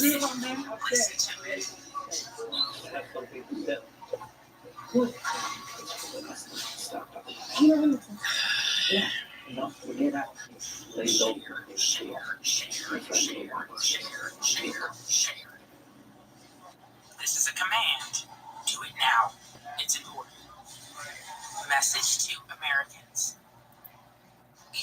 You need to run. I'm a little bit crazy, but I don't think after an entire state votes for a certain thing that a bunch of weird anti-whatever that thing is people should be allowed to just completely override because they think they know better. This is what's happening in Missouri right now. Remember a little while ago, Missouri was the first state. Missouri, of all places, no offense, Missouri was the first state after Roe was overturned to overturn its trigger ban about abortion. Show up and voted for Amendment 3, which would protect abortion in the state's constitution. Ever since, it has been tied up in court, preventing people from getting the care that they need. Also, the majority of the state representatives in Missouri are very anti-abortion, so they have been claiming since this past week. Actually, people in Missouri didn't understand what they were voting for. Like, how fucking insulting is that? It was a one-page bill. They knew what they were signing up for. So now those anti-abortion representatives have passed legislation that is going to overturn that amendment, Amendment 3, that the entire state voted on, and the majority said, yes, we would like to protect abortion rights in our state. So this small, loud, obnoxious minority came out and said, y'all are too stupid, basically, to understand what you voted for, and we know better than you. That is bad. That is bad when a small minority can say, no, we're in charge, so we're just going to overturn what you voted for, what the people said they wanted. The people's shield. After an entire state votes for a certain thing, then a bunch of weird Reddit. Now we're watching episode 3, Reddit. Completely override because they think they know better. This is what's happening in Missouri right now. Remember a little while ago, Missouri was the first state. Missouri, of all places, no offense, Missouri was the first state after Roe was overturned to overturn its trigger ban about abortion. Showed up and voted for Amendment 3. Damn, that dude's dead. Ever since, it has been tied up in court. So it's a flashback episode when Andor is a kid. Are very anti-abortion, so they have been claiming since this past week. Actually, the people of Missouri didn't understand what they were voting for. Like, how fucking insulting. So I keep getting these comments that are like, I haven't seen you since 2020. I haven't seen you on my For You page in forever. And I think it's because this app is mad at me because I want to join the TikTok shop. I'm not doing it. I'm not gonna try to sell something to you that you don't need, especially today. Look around. Read the room, TikTok. We're stressed out. We don't need a bike, Polara, sweatpants, whatever keeps showing up on my page. I hate this app. So I keep getting these comments that are like, I haven't seen you since 2020. I haven't seen you on my For You page in forever. And I think it's because this app is mad at me because I want to join the TikTok shop. I'm not doing it. I'm not gonna try to sell something to you that you don't need, especially today. Look around, read the room, TikTok. We're stressed out. You don't need a bike, Polara, sweatpants, whatever keeps showing up on the page. I hate this app. I hate this app. So I keep getting these comments that are like, I haven't seen you. So I keep getting these.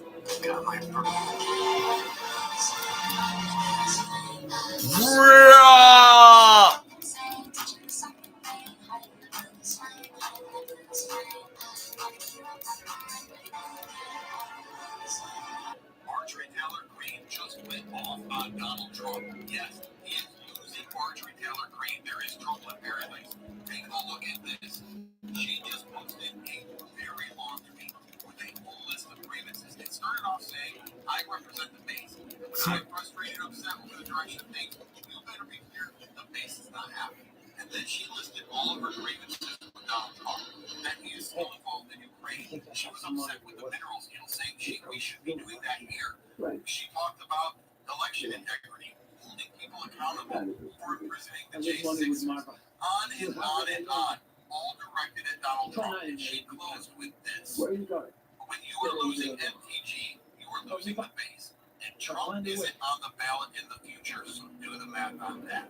She's making a power play, suggesting that she is the future leader of the Republican Party. I'm sorry. Race is going to be very important in Georgia. The fact that she's turning on Donald Trump is huge. Marjorie Taylor Greene just went off on Donald Trump. Yes, he is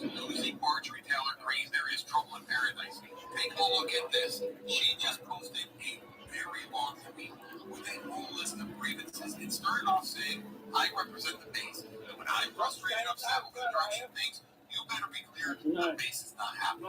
And then she listed all of her grievances with Donald Trump. And he is still involved in Ukraine. She was upset with the minerals deal, saying we should be doing that here.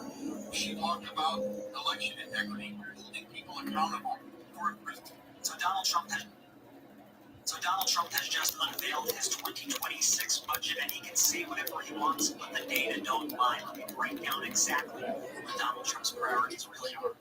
Trump's budget calls for $163 billion and cuts to healthcare, childcare, education, housing, research, clean energy, food banks, and more, while giving $1 trillion to defense and homeland security. That is a record, by the way. And by the way, the numbers that I'm giving you right now are just over the course of 1 year. Times it by 10 to get the full amount of cuts and increases. Let me break it down for you a little more specifically right now. Increases $1 trillion in military spending. That is a new record in military spending. $43 billion increase to the Department of Homeland Security. It also gives more money to charter schools, while cutting $4 billion to low-income home energy assistance program, cutting $3.5 billion to the CDC, cutting $18 billion to the National Institute of Health, cutting $670 million to program management at the Centers for Medicare and Medicaid, a $2.5 billion cut to EPA's Clean and Drinking Water Loan Fund, a $646 million cut to FEMA. The admin says that this is for non-disaster programs, a $650 million cut to shelter and services programs. You know, Joe Biden used to say something along the lines of, don't tell me what you stand for, show me your budget, and I will tell you what you stand for. Well, in releasing this budget, I think Donald Trump and the Republicans have shown us exactly what they stand for.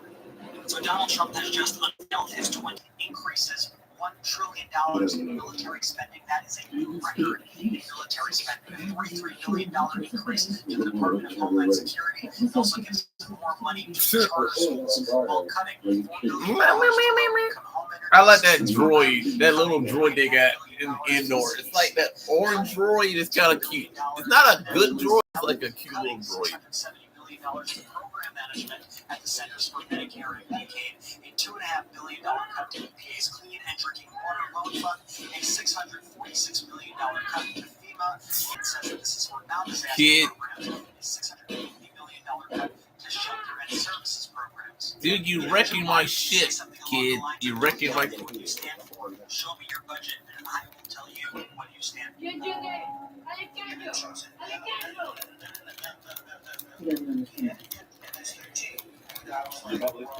It's free interpretation. It's Photoshop.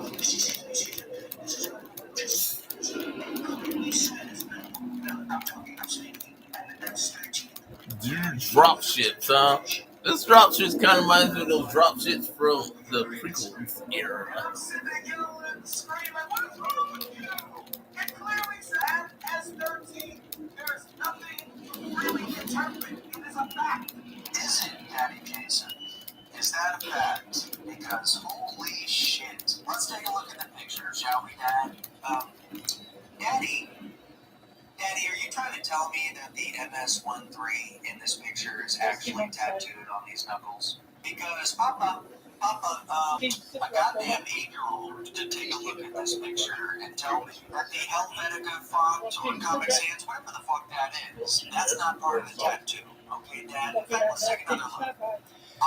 Daddy, where'd it go? Where did your indisputable, not up for interpretation fact go, Daddy? It was just here. You know, Jason, words cannot describe just how frustrating it is that Trump supporters are constantly calling the news fake. But it's actually Trump who is consistently full of shit every second of every day. And yet you guys continue to hop on here and you're like, no, fake news. Everything I don't like is fake. It's all fake except for this. Okay, this is totally real tattoo coming through. Oh, this fucking timeline. Timeline! Daddy, it just feels hopeless to even try to go back to you guys. We should probably just lie to you guys like the Republicans do. We should really just start employing the tactics that they do. Because I really feel like... Daddy, did you know about this? Steve, I had no what are you idea. driving? Well, Daddy, it would appear that we have a few more criminals left to report. Now, don't forget. This kid are talking Also, about this guy, the season getting moved up bigger than. Okay, Daddy, I will not rest until I see these criminals on a one-way ticket. Knock the kid out. You knocked the kid out. Okay, Daddy. She knocked the kid out. Personally, okay? So don't worry She about knocked. it. It's just get him. These two ones, right? These two positions. Let's do that. Oh, like me some of that.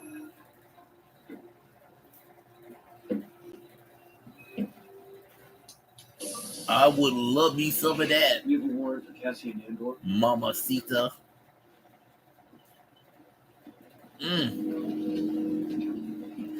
I would turn back time for that. Period. I would literally Forgot. break all reality for some of that. Lady Loki. Check yourself. Pull that down. Always be ashamed of yourself. This stuff is 721. They're telling us where it finds.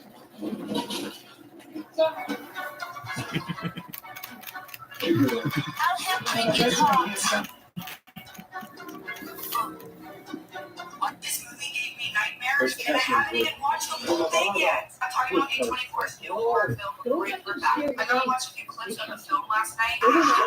Shove it! It comes out May 30th. There are some freaking scenes that I can't get them out of my head. They're so jarring. There's one scene that really scars me. I haven't been this excited about a horror film in a while. You can't even put this movie in a subgenre of horror. It's just everything. It's about the stages of grief. There's gore. I love gore, but it's not just gore. There's so much more that rhyme. There's some parts where I was sitting here like, what is going on? What is this? Damn, Aunt Candor, you just ratted out your adopted mother. The chick that, you all know what happened with her. We all know what happened to her. This movie gave me nightmares, and I haven't even watched the full thing yet. I'm talking about A24's new horror film, Great for Back. I gotta watch a few. All the major releases and wrestling just going to one or two places, I think it's very evident that we need a third and fourth major wrestling brand. Because as much as I would love to see a lot of this list go to AEW, because I would love to see the likes of Katie Carter, Dakota Kai, Gigi Dolan, and Cora Jade there, it's just not going to work out. They're going to get lost. There's way too many women there. But part of why they were released is because of the fact that there's just way too many women on WWE's roster as well. So what do you do with them going forward? But the other part of the reason why they were released is because there's too many major signings going to only two companies, whether it be WWE or AEW. Like if we had a third or fourth wrestling company that was looked at the way AEW is, where it's not a downgrade that you're not in WWE because you're still in a major professional wrestling company that is one of the biggest in the world. I believe wrestling would be in a much better place. And by this point in time, you're calling names like TNA, Ring of Honor, New Japan. I'm sorry to tell you, but none of those companies are doing it. TNA is lacking consistency issue. They don't know when to push somebody. Joe Hendry was super over to the moon last year. They did not put a world championship on him. I'm just on season 1 of Andor. Look at Mustafa as well. He finally found a character that fit him, and they did nothing with it. They didn't really capitalize on him being one of their biggest stars they've had in a very long time. And even though you did put the world championship on him, you just didn't do enough with him, in my opinion. Because TNA not only lacks consistency issues, they also lack hitting issues as well. I think them also not being on a major TV network hurts them as well in this whole third promotion kind of thing. I don't know how they haven't gotten one. I know in the past they did. I don't know what ever happened to it though. New Japan also has the same issue as well with the fact that they treat the wrestlers like dog shit over there. If you're a foreign wrestler, they're likely only giving you a 1-year contract, and if you're a foreign wrestler, they're most likely not going to push you to be at the top. And Ring of Honor has just been dead.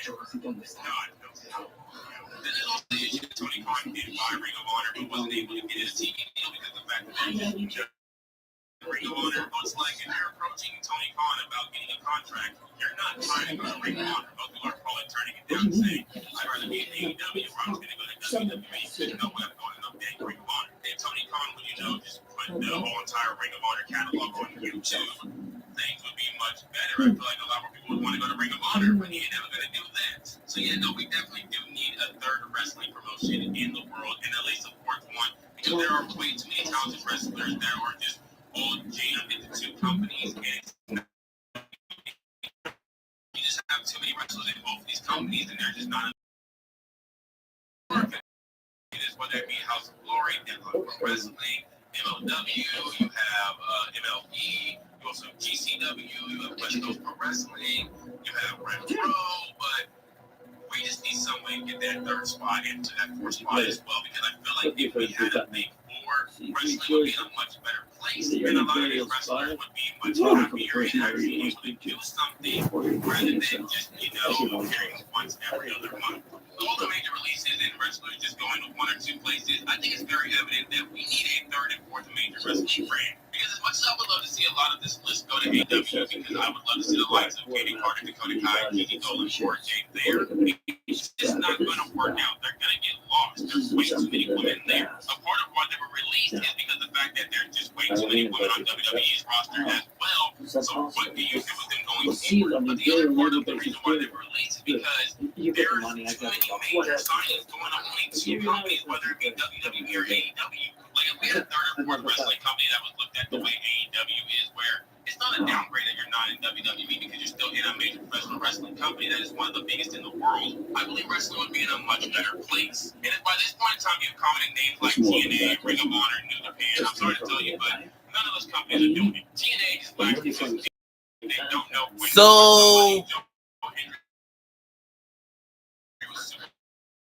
Triple H released a bunch of talent this week. Braun Breaker, Braun Strowman, Shotzi Blackheart, Cora Jade. I'm sorry, but didn't Cora Jade go to Impact that one time? It's like, I'm like, wow. Richard O'Connell and Eddie Thorpe.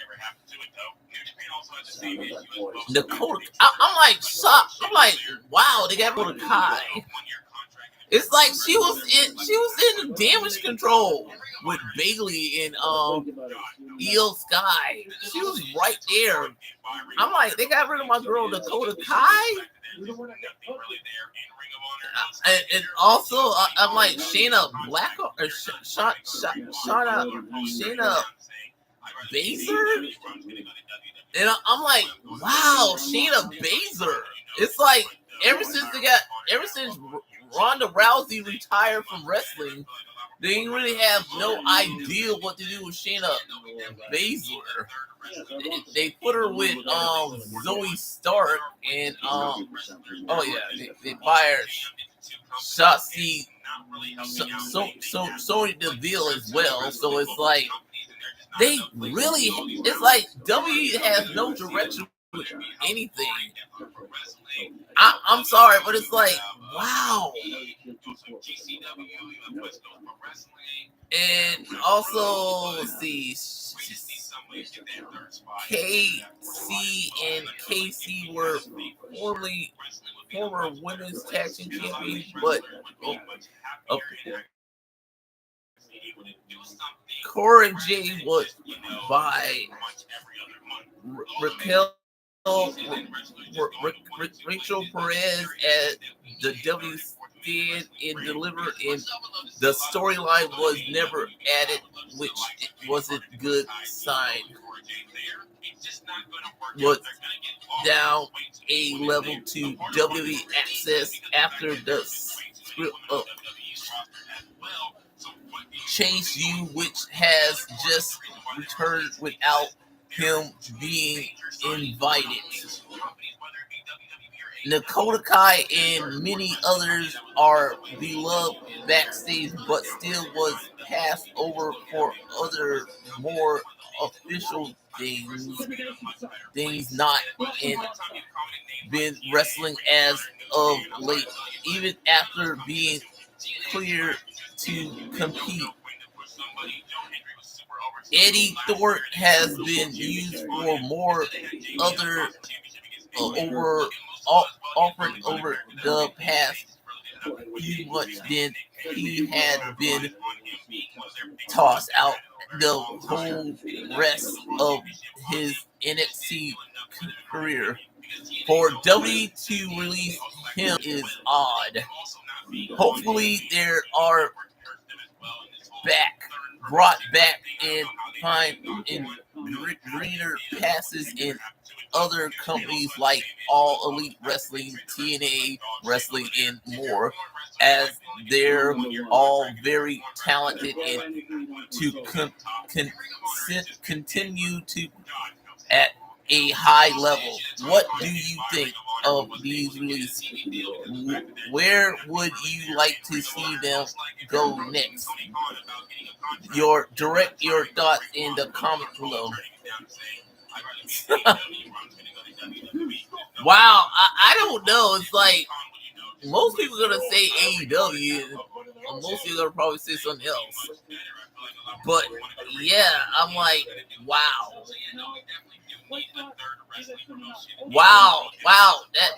This is Trump America, people. This is Trump America. I'm just gonna say that. I'm like, God. And you know what else is kind of funny? You don't see Alexa Bliss on here on this list as well. You'll see Alexa Bliss because she's never they never use her at all. Alexa Bliss. I'm like, is she a special thing and they're not gonna mention Alexa Bliss? I'm like, literally, I'm not even a big fan of Alexa. I'm just saying, you're not referencing her. It's like making me wonder about her. And they also got what's her face? Not Io Sky, but Zaya, who's in Impact, who I think is still part of this company, but still, it's like, I'm like, wow.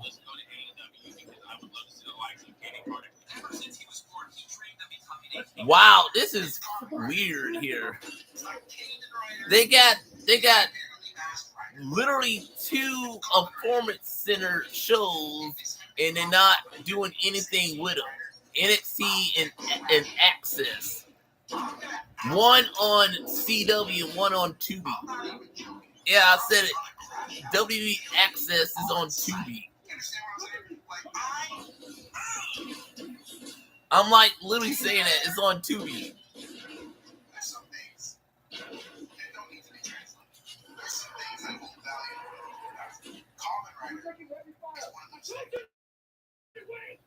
Shorts gone by Mass Rider in previous years. I can let that slide, but Kamen Rider. See, you can also watch NXT on there, but it's also on the CW, so it's like, there you go. It's not that serious. It's not that serious. It better not be that serious. It better not. Ever since he was 4, he trained to become a Kamen Rider. It's Kamen Rider. It's not Kamen Rider. It's barely Mass Rider. It's Kamen Rider. If this campaign pops off and you're going to say Kamen Rider, I'm going to crash out. I'm going to absolutely lose it. I'm not even joking. I'm going to crash out. It'll be on site. You understand what I'm saying? You see, that is at WWE Access is on Tubi, and it airs new episode every Wednesday on Tubi. So I'm like, you have 2 performance centers you can put these talents on, and you're not using them correctly, Triple H. I'm like, really, Triple H? Wow. You let go a bunch of good talent, knowing that you got 2 shows on your Raw, so that you can put these motherfuckers on Access and NXT, and you're not using it. So I'm like, why you even made Access if you're not using it?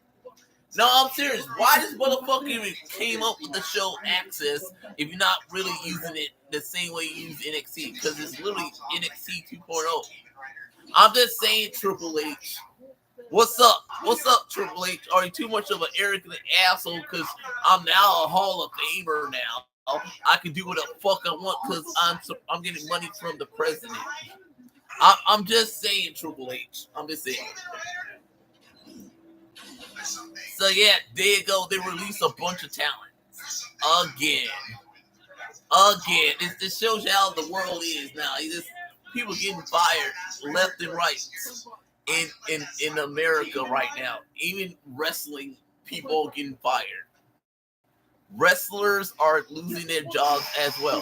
Hell, I'm still wondering, is Nia Rose still able to wrestle because of the consequences of being a transgender person in America? No, I'm still worried about that as well, because it's like literally we haven't seen Nia Rose on AEW like forever. I'm like, is she injured? Did she get fired because of the climate of America right now with people like her? I don't know. I don't know. We haven't seen her past 2004 with Nia Rose as a professional wrestler. I'm like seriously wondering about that. So yeah, there you go. I'm out. Hope you all enjoyed that one. Shorts gone by Mass Rider in previous years. I can let that slide, but Kamen Rider? It's not that serious. It's not that serious.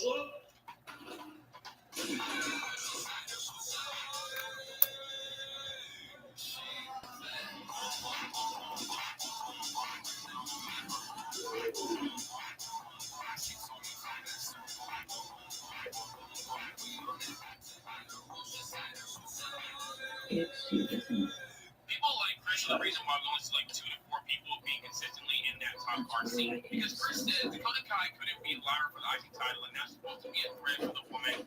Just be Rhea Bianca for the women's championship. First of all, she didn't beat them for the women's championship. She was the women's champion. So in that match, she was there for the strongest in that match. It makes sense. And you got it kind of mixed up though. I didn't say Dakota Kai would be a threat for the women's world title. I said that she would be backstabbing on Io Sky. And because of Io Sky's relationship with Dakota Kai, as they really came into WWE together, came into Damage Control together as well. And even when Io Sky got her first WWE Women's Championship by cashing in on Bianca Belair, and injured Dakota Kai still showed up to that match afterwards to be able to congratulate Io Sky. And then when Bayley and Io Sky were feuding, what did Dakota Kai do? She picked Io Sky's side. So if Dakota Kai was to betray on Io Sky and backstab her, it would cause Io Sky to have a lot of emotional damage, thus making Io Sky look like a much weaker world champion. This is very similar to Cody Rhodes and John Cena. When Cody Rhodes went against AJ Styles, they had a relationship, but it wasn't anywhere near as close as John Cena's. So when AJ Styles was handcuffed, he was able to throw the steel steps at him. The same thing happened with Kevin Owens. Even though Kevin Owens was a great friend of his, he had also taken out one Randy Orton, who was literally Cody's mentor.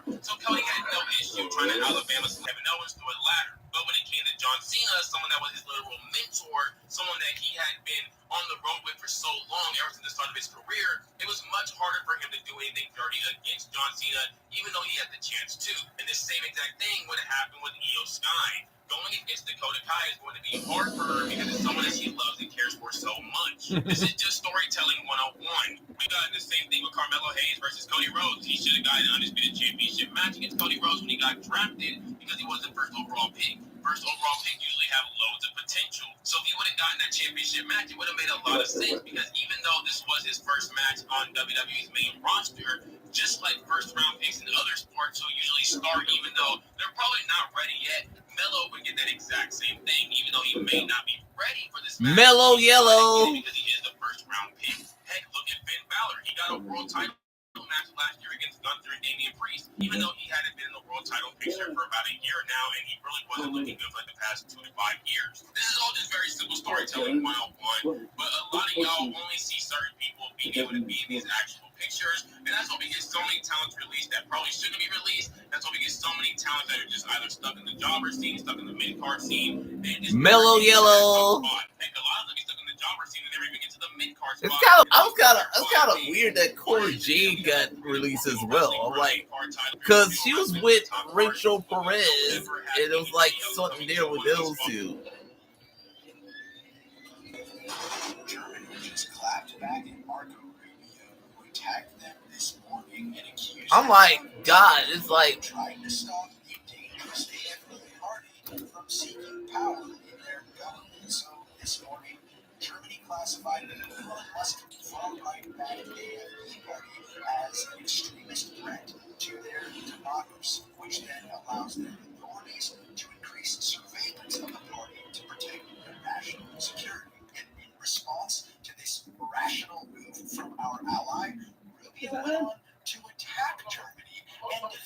Here is what he said, and then we'll get to Germany's great response. Quote, Germany just gave its spy agency new powers to surveil the opposition. That's not democracy. It's tyranny in disguise. But here's what Germany's Foreign Office immediately said in response to Rubio. Quote, this is democracy. This decision is the result of a thorough and independent investigation to protect our Constitution and the rule of law. It is independent courts that will have the final say. We have learned from our history that right-wing extremism needs to be stopped. Yeah, that is some comparison of MAGA to that old party. Yeah, they also kind of go after Donald Trump there for undermining the rule of law, defying court orders, and ignoring the Constitution. So kudos to Germany for this A-plus response. Germany. Marco Rubio. Came back unannounced a couple of weeks. Hey, what's up? I got some comics in the mail from my friends over at Image Comics. They really hooked it up. Look at this omnibus. This is excellent. This is so generous of them. This is now, I think, the fattest comic in my collection. No, wait, this is personally curated for me. These are titles that they have recommended to me personally, so I'm really excited to see what they give me. They have sent me Lady Mechanica Volume 6. I'm curious Blown about up the building. Escape. Steampunk comic. I love steampunk, so this is perfect. Even though it's Volume 6, I'm told that this is a good jumping off point, so it's also a very beautiful hardcover. That's very cool stuff right there. And this is Rat City Volume 1 from the Spawn universe. I've never read a Spawn comic in my life, I know. So I'm excited to check out the Spawn universe for the first time ever. So He got away, dude. He got away. Also, Candor and what's his face got away on a hover bike. Really exciting. This is probably one of my most exciting comics. All they had to do is distract shit. Artwork here looks incredible. I'm just so ready. And lastly, the omnibus. This is Strange Girl. Don't know anything about this series, but this looks awesome. So 10 years after the rapture, occultist Bethany Black and her pet demon embark on a road trip to the last open gateway to heaven in hopes of preventing God and escaping hell on earth. I like that. Yeah. Oh yeah, this is heavy right here. Thank you so much, Image Comics, for hooking me up with some comics. I always need more comics to read. I appreciate you guys. You're one of my favorite publishers. Stuff all around. You guys, you rock, and you watching. Thank you. Thank you for watching. Comment down below your favorite Image Comics titles. I'm always looking for recommendations. Anyway, thank you for watching. I said that already. Okay, I've been talking too much. I'll see you later. Hey, what's up? I got some comics in the Shit for the men. Would you date a girl who drives a truck? Asking for myself. Shit for the men. Would you date a girl who drives a truck? Asking.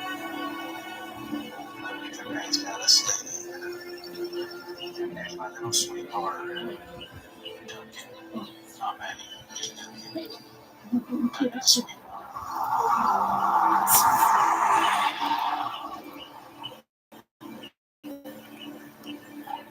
Damn, that just set up for the next episode. Tony Gilroy is a great director, dude. That dude is awesome.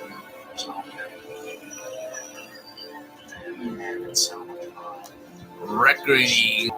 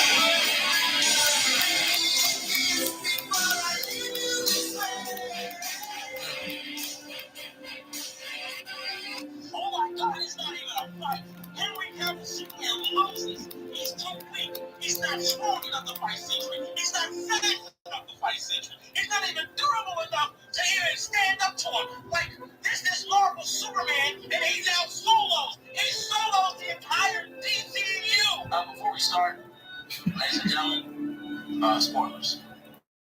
Spoilers. If you don't want to be spoiled, leave. Please leave. Just get out. Have a good day. Again, spoiler warning. This is a spoiler warning. But first things first, any debater All who draw. says the Sentry is stronger than Superman, So we're going to episode 4 now. irresponsible. Why do I say that? All Because he direct. had one movie, and he had a small amount of screen time. There's no way you can say his physical strength is better than his physical strength. You just can't say that. His speed, again, you can't say he's faster than Clark. When Clark was able to view and react to somebody who's faster than light, no, beyond faster than the speed of light, because he can travel back and forth in time. Casually, your biggest feat right now is that you beat a group of super soldiers. That's it. They weren't even the best super soldiers, but you beat a team of super soldiers. Now, can the Void beat Superman? The answer is yes and no. Now, why do I say this? Sure, he has the Void, okay, but as far as we're concerned, it didn't kill anybody. It sent you to another world. In that additional world, we saw that these super soldiers not only have the power to fight back, but they could destroy things in that world, which means if he did fight Superman and he put him in the Void, there's a good chance Clark could beat his guts up. Now, that's not saying that Clark could get out, because Clark wouldn't be near any sunlight radiation and he'd be in the Void. So, more than likely, he would slowly lose his powers. Now, again, he could hurt the inside of the Void. There might be a chance he could break out, but there's no way to say that he could or he couldn't, because again, he's only had one movie and a small amount of screen time. I'm going to say it again. He's only had one movie, a small amount of screen time, and he's only fought super soldiers. Now, do we know if there are things in the Marvel Cinematic Universe that he just can't, manipulate, harm, or destroy? Absolutely. You know what? I'm not even going to show it. But in the movie, he was able to basically take Bucky's arm, and he was able to heat it up in such a way that it actually turned red, and he didn't melt it. He couldn't break that arm. He couldn't change its shape. Nothing. Vibranium is, I'm sorry to say, stronger than him, which he kind of noticed when he looked at it. When he was trying to crush and destroy it, he realized, I don't think I can break this. So instead, he dislocated the shoulder off of Bucky, hit him with it, and threw the arm back to him. That's kind of why Bucky was able to reattach it, because the arm actually received no damage. And in the MCU, we know for a fact that there are several characters who do have vibranium, rather they be made of it, have armor built in, or they may have weapons, while at the same time, adamantium has now been introduced to the MCU. So, more than likely, there will be 2, 3, maybe 4 types of weapons and armor and metal that can actually affect him. Like, for instance, he's never fought Stormbreaker, and if Stormbreaker is stronger than Infinity Stones, then yeah, that would actually harm him. So there are things that can hurt him. Now, the problem with killing him is a whole different story, because when they used Kill Switch, they blew up everything on the inside of his mind. But because the Void was able to repair that. So if the Void can heal something like that with his internals, etc., then there might not be a chance that Clark can actually take him down, at least not in that way. And again, he only has one movie. He's only fought super soldiers. We don't really know any of the weaknesses, but if the Kill Switch was able to blow up and destroy everything in his brain, Kill Switch!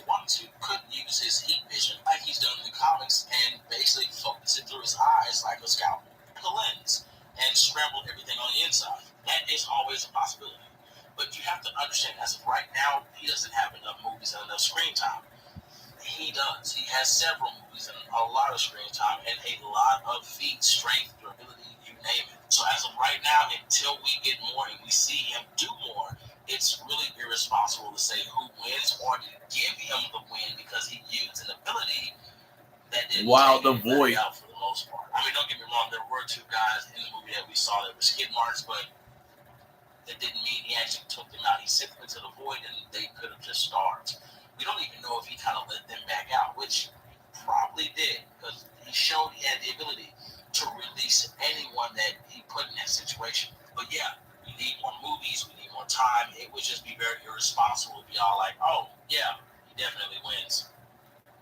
When we know if you get put in the void, super soldiers can break the surrounding areas. So it's like, what argument could you make that the void would be able to Void Clark can destroy it? There's no argument for that. Again, if it couldn't hold super soldiers who were able to go through every room that they wanted to get through the void, and the other super soldiers could actually break their way through other rooms, imagine what he would be able to do if he actually got trapped in there. So again, it's too early. We still need more time, more movies. Besides that, though, King Lion. Okay.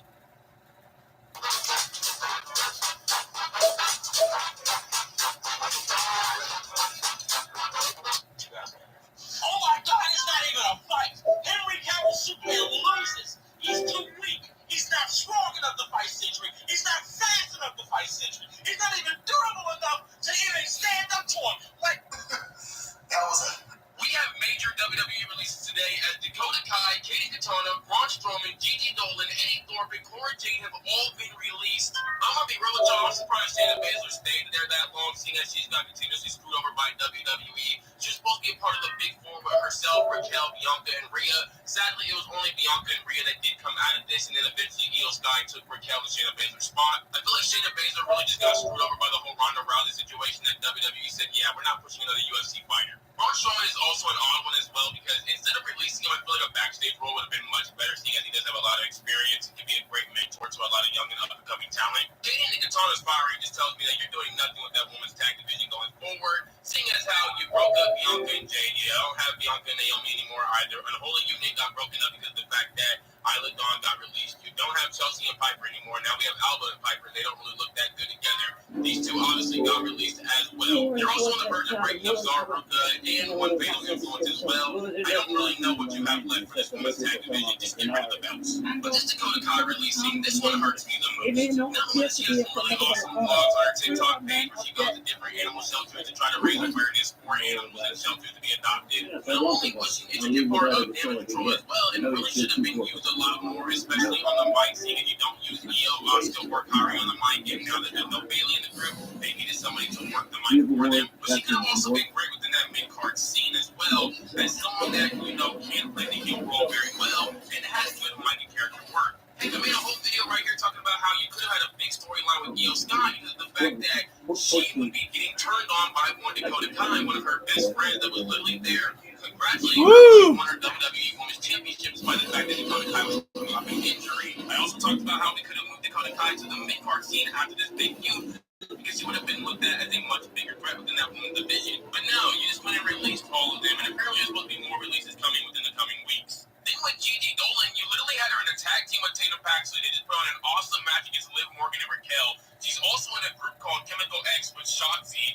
How did you just break up this tag team? Mind you, they just did Pray and Stand and Deliver as well. And as far as Cora Jade, if she got released because of injuries, same thing with Dakota Kai and Gigi Dolan, how the fuck does Nikita Lyons still have a job? You telling me old Maggot and Stallion, old my throat chakras is open, got a job, but Cora Jade was fired? Mind you, Cora's younger. Cora Jade is younger than Nikita Lyons. She's turning 26 soon, and Cora Jade just turned 24 this year. And y'all, I know y'all might think that I'm just making like little jokes, ha-ha, to get some likes and views to the video. No, I'm being 100% serious. What qualifications does this woman, Nikita Well, Lyons, she knows how to suck a dick. Cora Jade does not? Nikita Lyons knows how to suck a dick, okay? You couldn't even turn her to a ring announcer if you wanted to because we seen that she ain't got a good voice. We already seen in the music video that it is trash. Just release the woman so she can go do what Mandy Rose is doing right now. And for anybody that might be thinking I'm going a little too far with this hate Nikita Lyons, baby, I do not care about Miss Old Maggot the Stallion, Miss Old My Throat Chakras is Open the Stallion. I will be tap dancing the day that she is released from WWE. I will be hitting a two-step. I will go get random people, make a fucking Conda line the day that she is released from WWE. And Tony Khan, I swear to God, if you pick up Nikita Lyons, I will get my crowbar and them kneecaps will be mine. Now, I do understand understand why WWE is making some of these releases, because obviously they got a lot of big signings coming in and you got to do something with them. My issue though with this is that we're going to be having a lot of the same people just get flushed in and out of the mid card and the top card scene that we've seen just the past 2-3 years. Yeah. Mid card has basically just been free. Andor. Kendall Andor, we're just fighting them and killing them. Along with Chelsea Green as well. And the same thing holds true for the men's mid card and top card spots. So what are we gonna do? We're gonna have people in there, release them, sign new people, and then release them and sign new people. We're gonna keep doing this cycle over and over. Like that's not a great way for fans to get attached to wrestlers. So many fans were attached to a lot of the wrestlers that you've been releasing over the past few months that it makes it. 14. I'd like you to go with me. Why would I go on a new route with you? You want to find these bastards for real?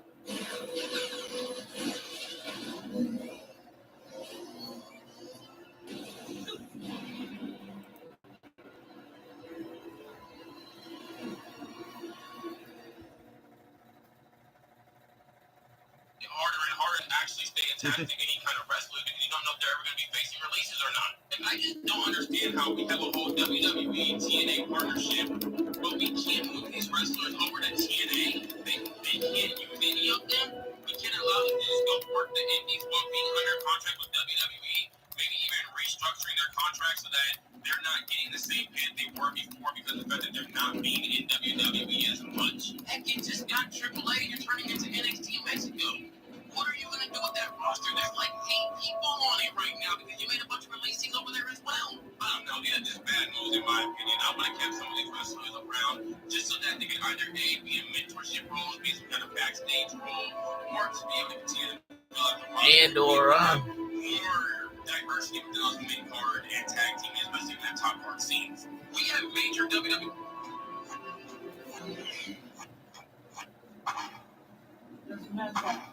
Blue, black blue. Shelf behind you.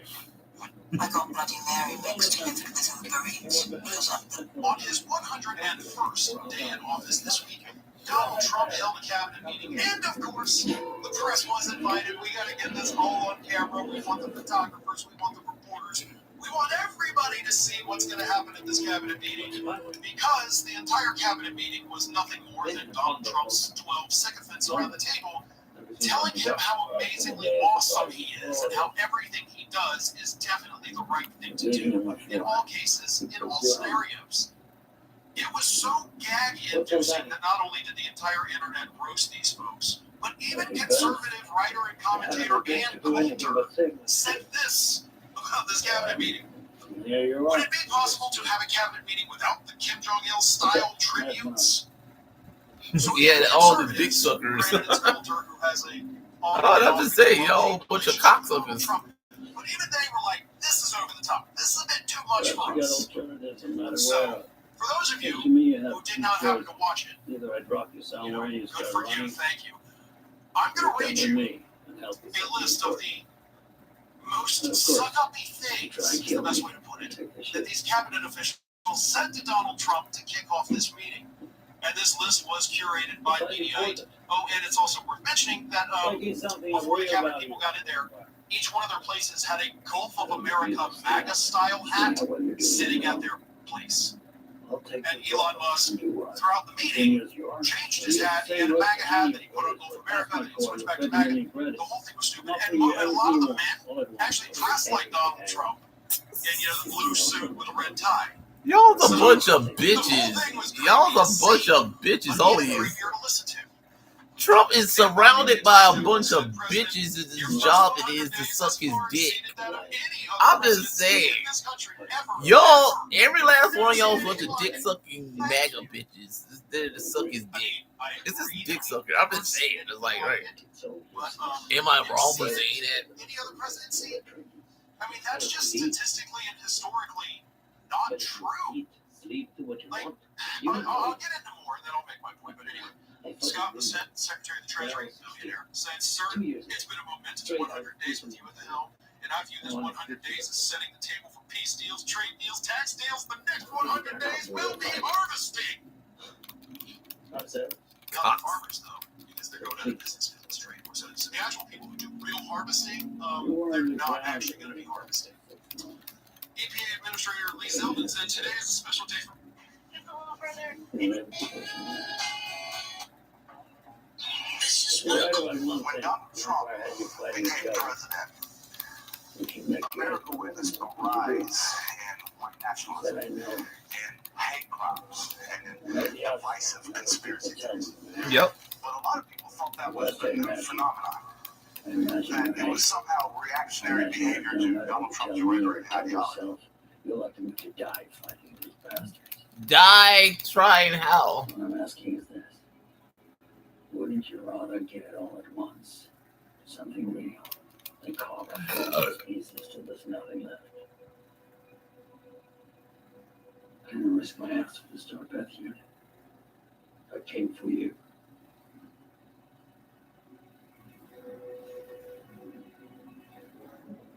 What's the offer? 5 days. Big stakes, big danger. Prep team, good plan. You survive and deliver. I'll give you 200,000. Damn it.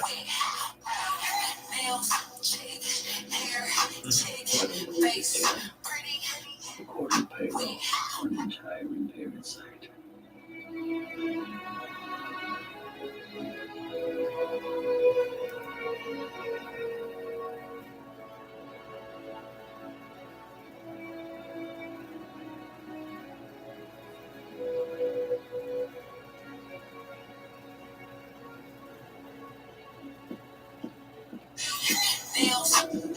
Stop! You violated the law. It's been too long since I've seen a gun for all. I'm transforming of you galactic worm. Stop! You violated the law. It's been too long since I've seen a gun for all. I'm transforming of you galactic Increase across the Rhino sector. Any further erosion in local authority may require an increase in our blackman budget. Where would you target these resources, Supervisor Graham?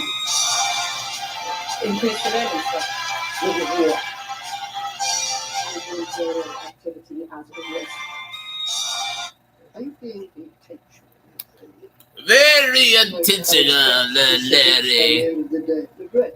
What is this item from our van? What is this item with a High Republic? No, we're not. We're the Empire. Storage issues with the displays. Ongoing. As is your unfinished memorandum of recommendations regarding the problem. My staff was already. Gobbledygook today! Disney Plus. Plus. There's done such an excellent job so far. Instead of stopping her, We are the MAGA movement. So, what is our purpose? stopped. On our analysis, I have a question to the room. What do we do in this building? Why are we here? Anyway.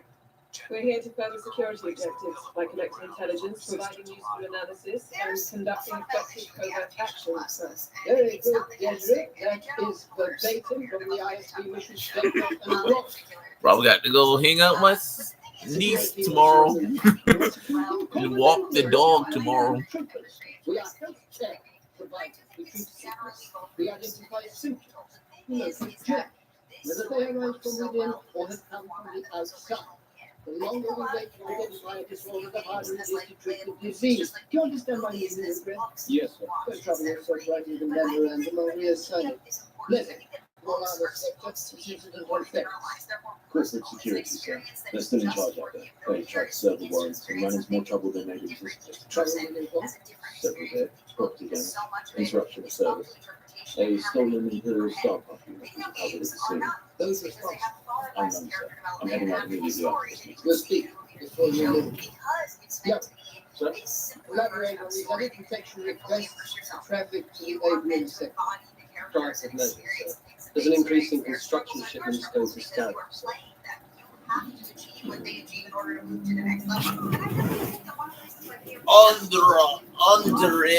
Alderin. So we're going to Alderin? Alderon. Think of a name. Think of a name for this. Clint. The next 5 days, you'll be Clint. Andor.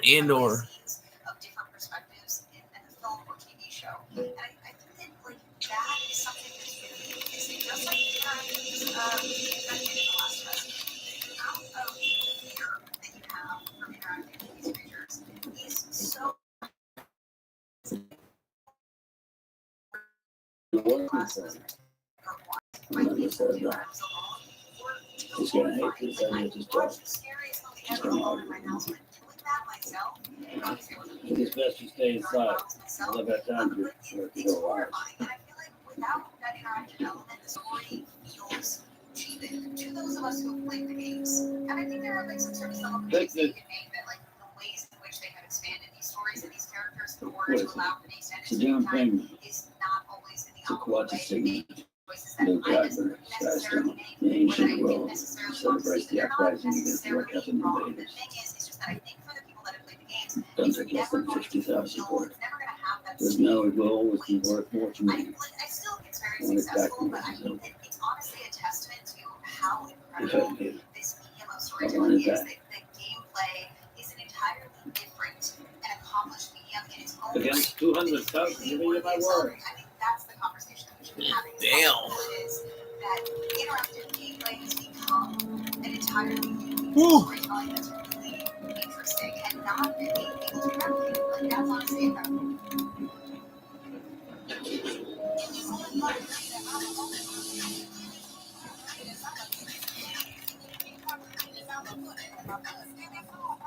Oh, Val. It's not to call you from Val. A few days ago. Mr. Speaker, I rise today to condemn this administration's harmful and illegal efforts to gut the Institute of Museum and Library Services. Yep. Let's be clear. This is a direct attack on rural families, veterans, caregivers, and children, including thousands of Delawareans who are Yep, it is.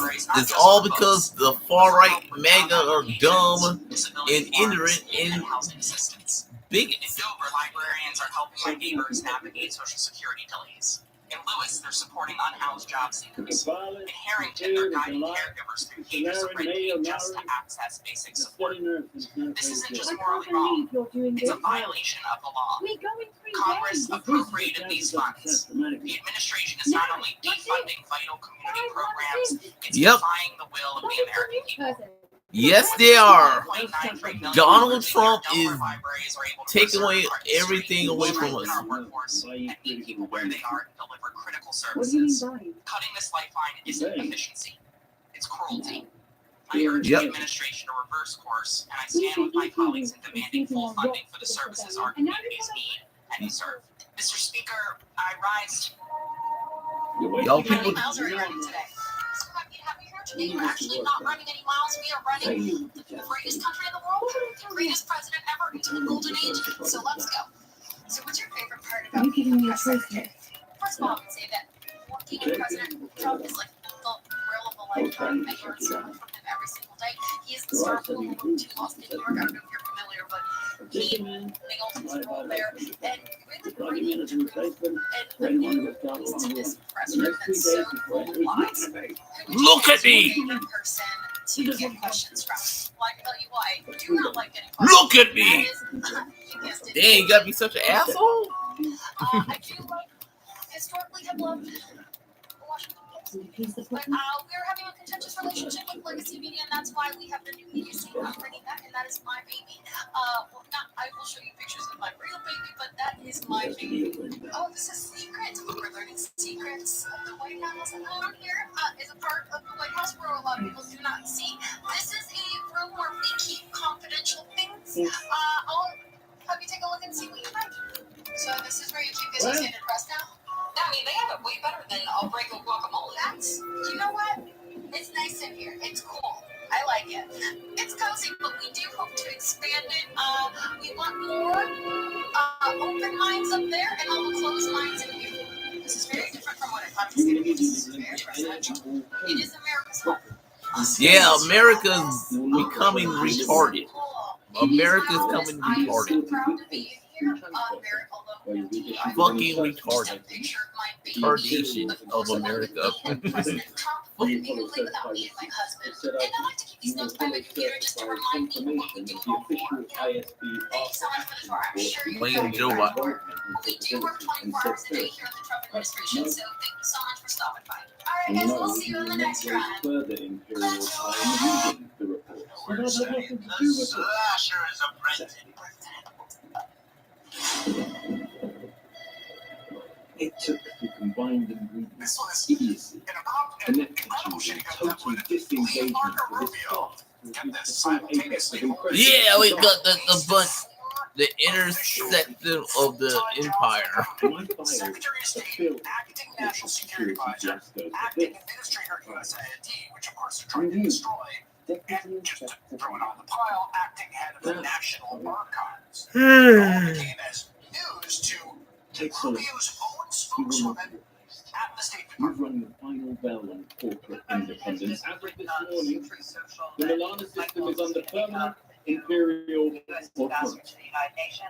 Well, there you go. Congratulations. Fabulous. And in addition to that, he says that in the interim, Secretary of State Marco Rubio will serve as National Security Advisor while continuing his strong leadership at the State Department. Do you know how long he's going to be serving in full focus? It is clear that I just heard this from him. I think that one thing certainly that I've learned is that things don't happen until the president says they're going to happen. So the fact that is, which was obviously Truth Social. Yeah, so that is the miracle of modern technology and social media. I mean, fabulous. The miracle of modern technology. You're a bitch. Seems as if it's not a well-planned move, but rather, hear me out on this. A face-saving measure by a president who wanted to fire his national security advisor but didn't want to be blamed for firing the guy in the first place. Why so far? Think about it, right? This is a God damn, the president's such a pussy. Such a pussy president. Pussy president. to a still open position that is going to second tier in our public administration. In fairness to Waltz, you gotta say this. You're taking one of Yeah. your armory? He did last longer than Trump's first national security advisor back in 2017. Remember that guy? Michael Flynn is the name. He pled guilty, lying to the FBI 7 with Russia. He later got a Trump pardon. Now Flynn made it just 22 days. His departure foreshadowed an administration that, you might recall, was constantly A TIE Fire. This was Empire TIE Fire. Leave Marco Rubio, get this, simultaneously holding at least 4 official full-time jobs in the government. Secretary of State, acting National Security Advisor, acting Administrator at USAID, which of course you're trying to destroy. Imperial TIE Fire. The National Archives. And all became as news to Rubio's own spokeswoman at the State Department.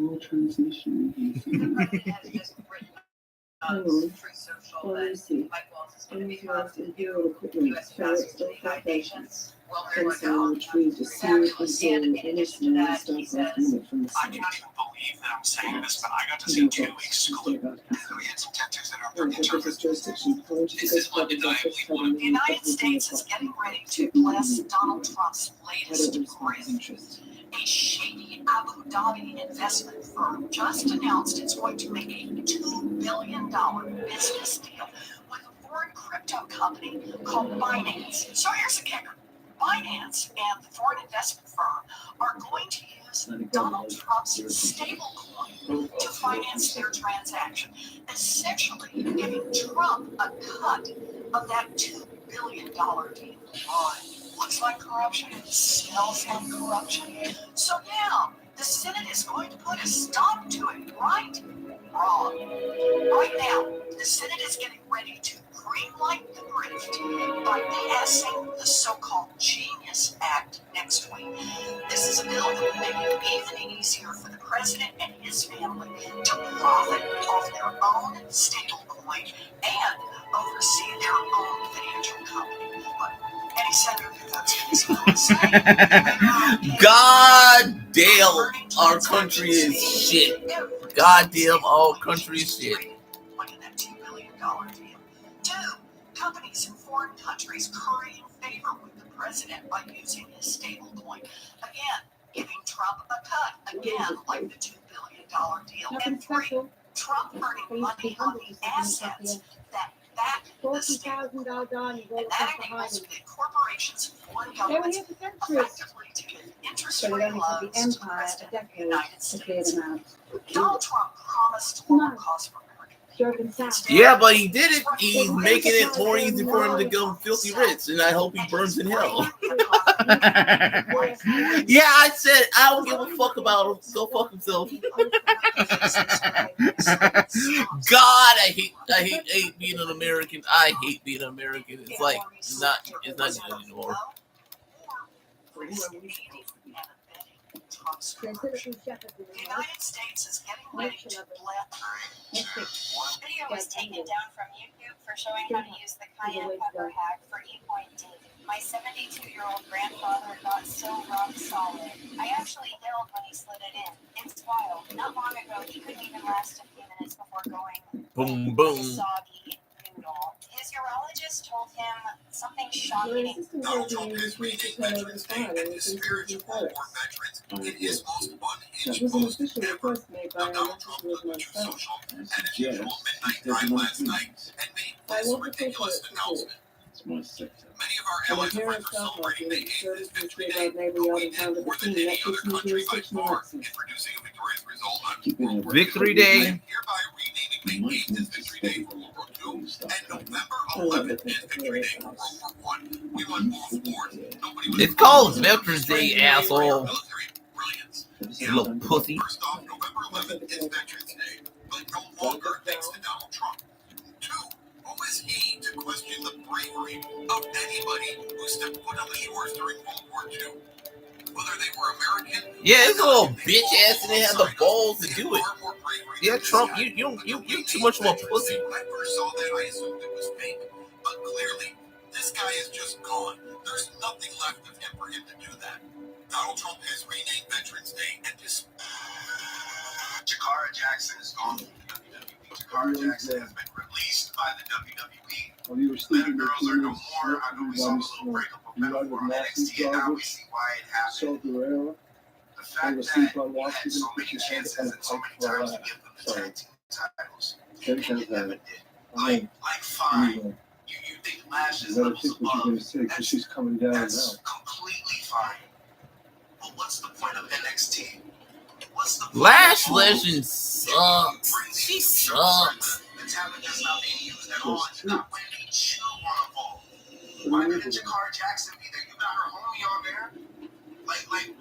I just don't understand. Meter. This is ridiculous. Every video I can tell y'all, this isn't gonna be over until after SmackDown because they always do this, or maybe up until tomorrow morning.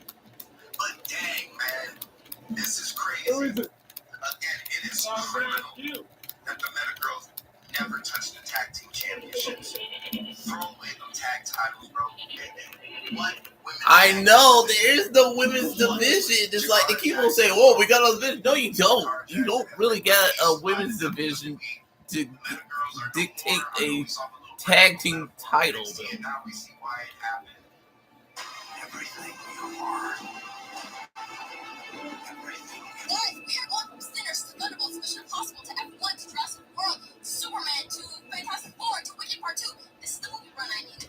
Good call me. Someone's been planning these parts are not to get a break. But that is the best Mercedes Monet become the game changer that AEW. So Mercedes Monet has been a part of AEW for a little over a year, and there's been a lot of discussion on whether or not she's been good or bad for the promotion. With people either saying she's the best woman in the entire wrestling industry, or she is the worst thing that's ever happened to their professional wrestling. They're seeing God, I'm kind of tight. when it comes to Mercedes Monet. It was a perfect 25-0 record. People are claiming that Mercedes Monet is using her creative control card a la Hulk Hogan to get what she wants. However, Rory Feifel and Dave Meltzer, they've spoken to people that were in AEW and the promotions that Mercedes Monet worked for, and claimed that Mercedes Monet never had a problem with Cynthia, and not pulling in the creative control card, despite her saying in character that she has creative control with Toby Haynes. In my opinion, there are valid criticisms for Mercedes Monet, like yeah, we going down. that she has a $100 a month texting service where you can text her personally, which I don't know why that's a thing, but more power to you. But ever since Mercedes came to the company, she has had a lot more attention brought upon the women's division. In fact, she was a part of the first women's match in AEW to go over 20 minutes, where I was surprised to even think that that didn't even happen yet in the 5 years at that point the company existed. What's in the case? Candor. Oh no, that's not Candor. I'm sorry. Nightingale to Mark Caron, while giving them deserved spotlight that they never really got before she got there.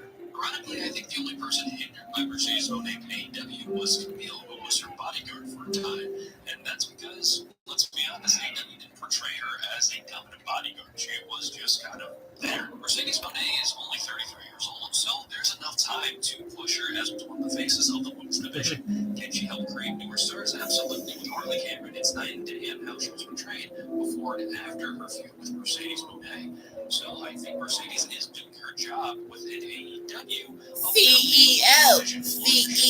We have to be on board with everything that Mercedes Monet does. Absolutely. Harley Cardell's what do you AEW? That she has helped the women's division in AEW to a certain degree. I can't completely understand if you find her cringe or you don't connect with her character. So again, I don't fault anybody for liking or disliking Mercedes Monet. Everyone has different tastes. Within AEW, I say she's been a net positive, not a net negative when it comes to the portrayal of women's wrestling. Do you think Mercedes Monet has helped or hindered AEW? Let me know. Maybe it's not at work. I just got out of the theater from watching the new Thunderbolts movie, and I actually thought it was really good, really amazing. I liked the story from beginning to end. I thought. Yeah, my girl got a guy. So I saw Thunderbolts, and no spoilers because it's literally Friday.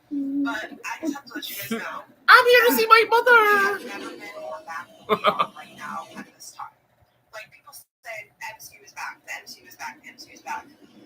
Guys, as the foremost MCU aficionado slash loser slash anti-social middle schooler, I can tell you for a fact the MCU is really back. We have post-credit scenes that actually fit into the next movie. We have movies that make you want to cry and then laugh.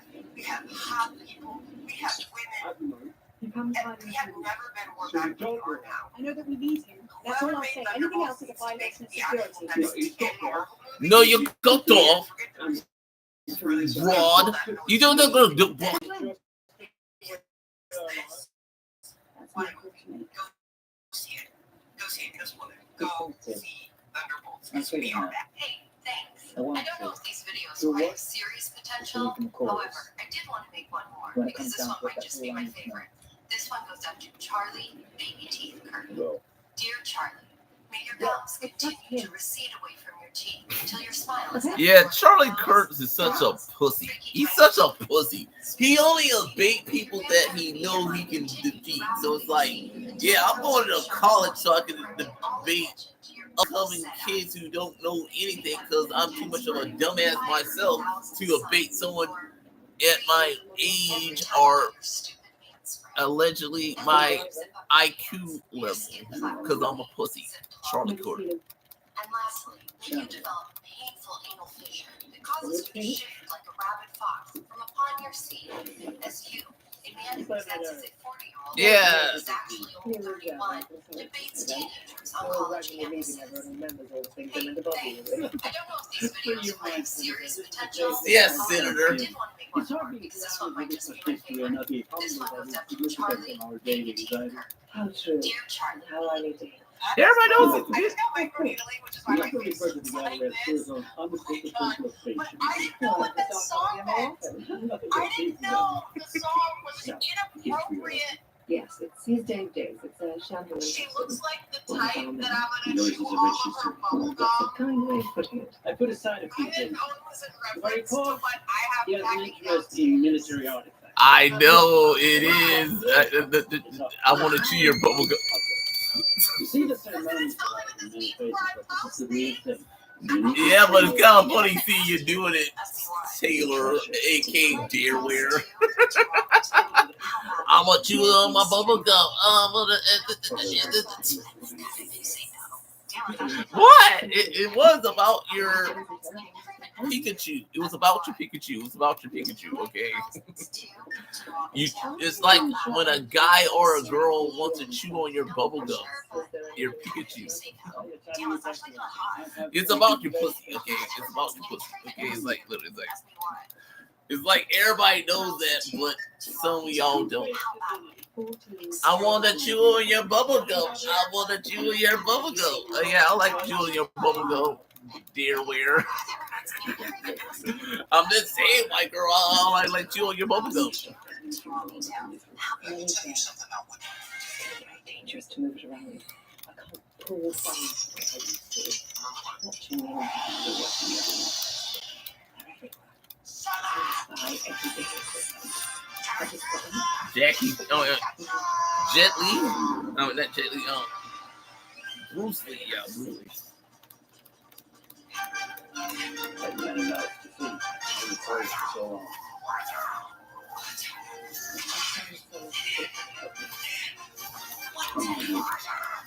Bring you into the circle.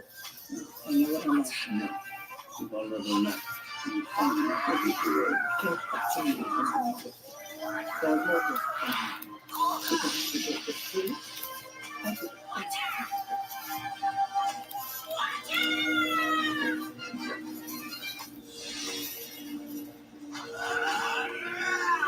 Maud Motma.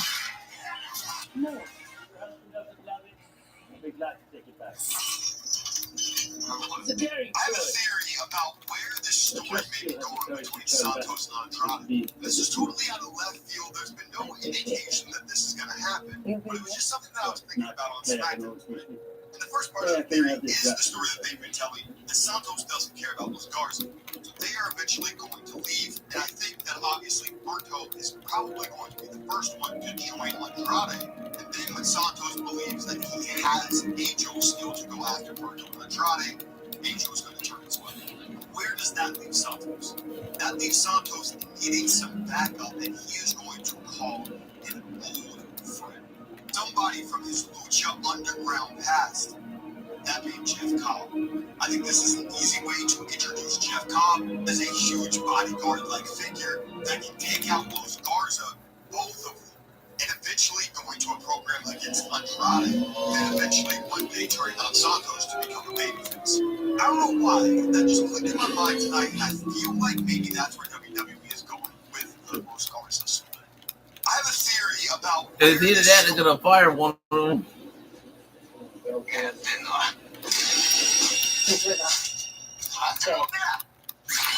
Mighty! Mighty do it!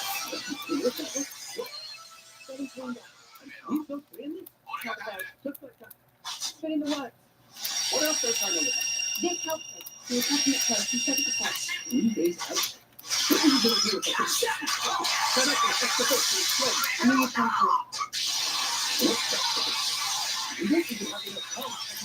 Mighty! Oh no,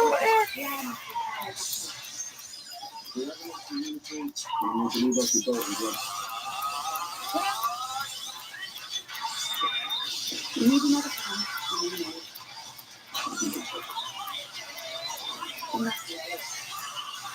Yes. If you make any goals, you got contact. I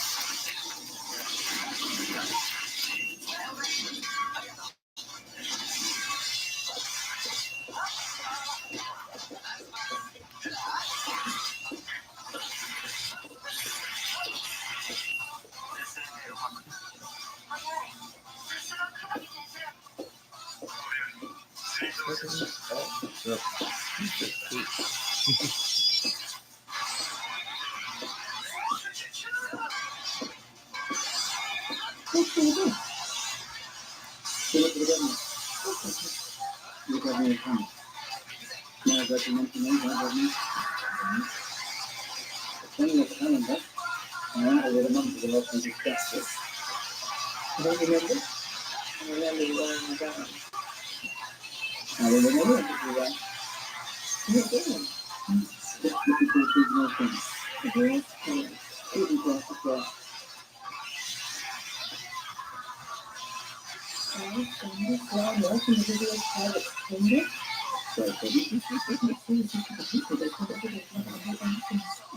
You can have some more of those things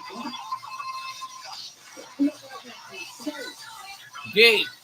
Maud Moss. I like the actress who plays Maud Moss. She's pretty. Yeah, it's a bit late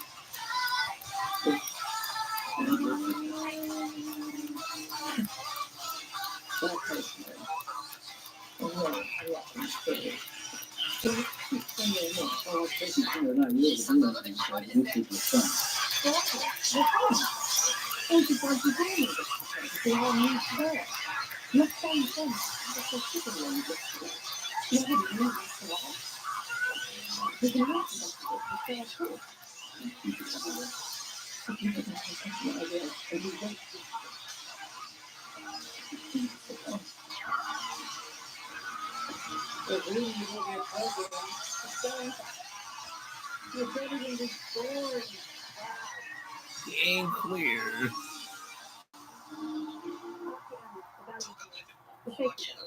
The Empire was fighting the other and liberated the others attending 56 disappear.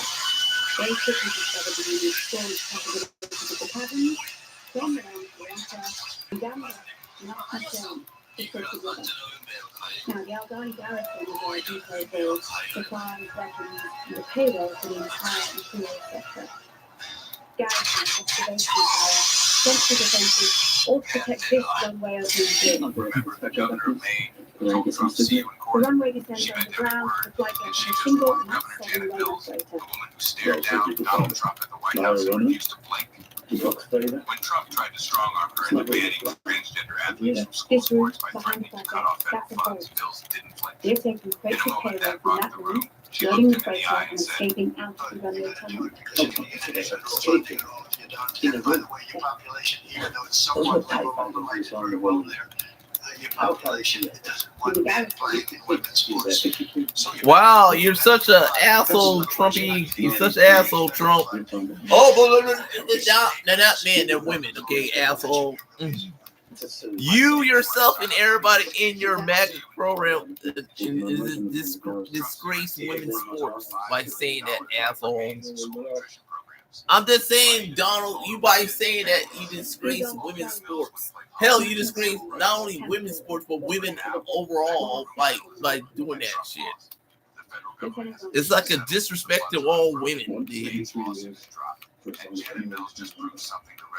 The Adani gather in this valley for a celestial event they call Makani Vedani. This wasn't just The a eye legal by them.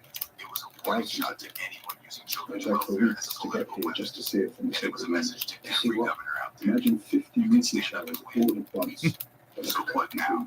Pulled Who's across next the to sky. stop playing defense and start Say standing the their eye. ground? The window to Follow the if you galaxy think courage proves like over this the horizon. should go viral. Keep saying Then it. tell us. Should any president be allowed to use federal funds to force states into submission? It's not the event Remember it the used governor to of be. Maine who told Trump to see you in court? She meant every word, and she just warned Governor Janet Mills, the woman who stared down Donald Trump at the White House and refused to blink. Every 3 years. When Trump tried to strong-arm her into banning transgender athletes from school sports by threatening to cut off federal funds, Mills didn't flinch. In a moment that rocked the room, she looked him in the eye and said,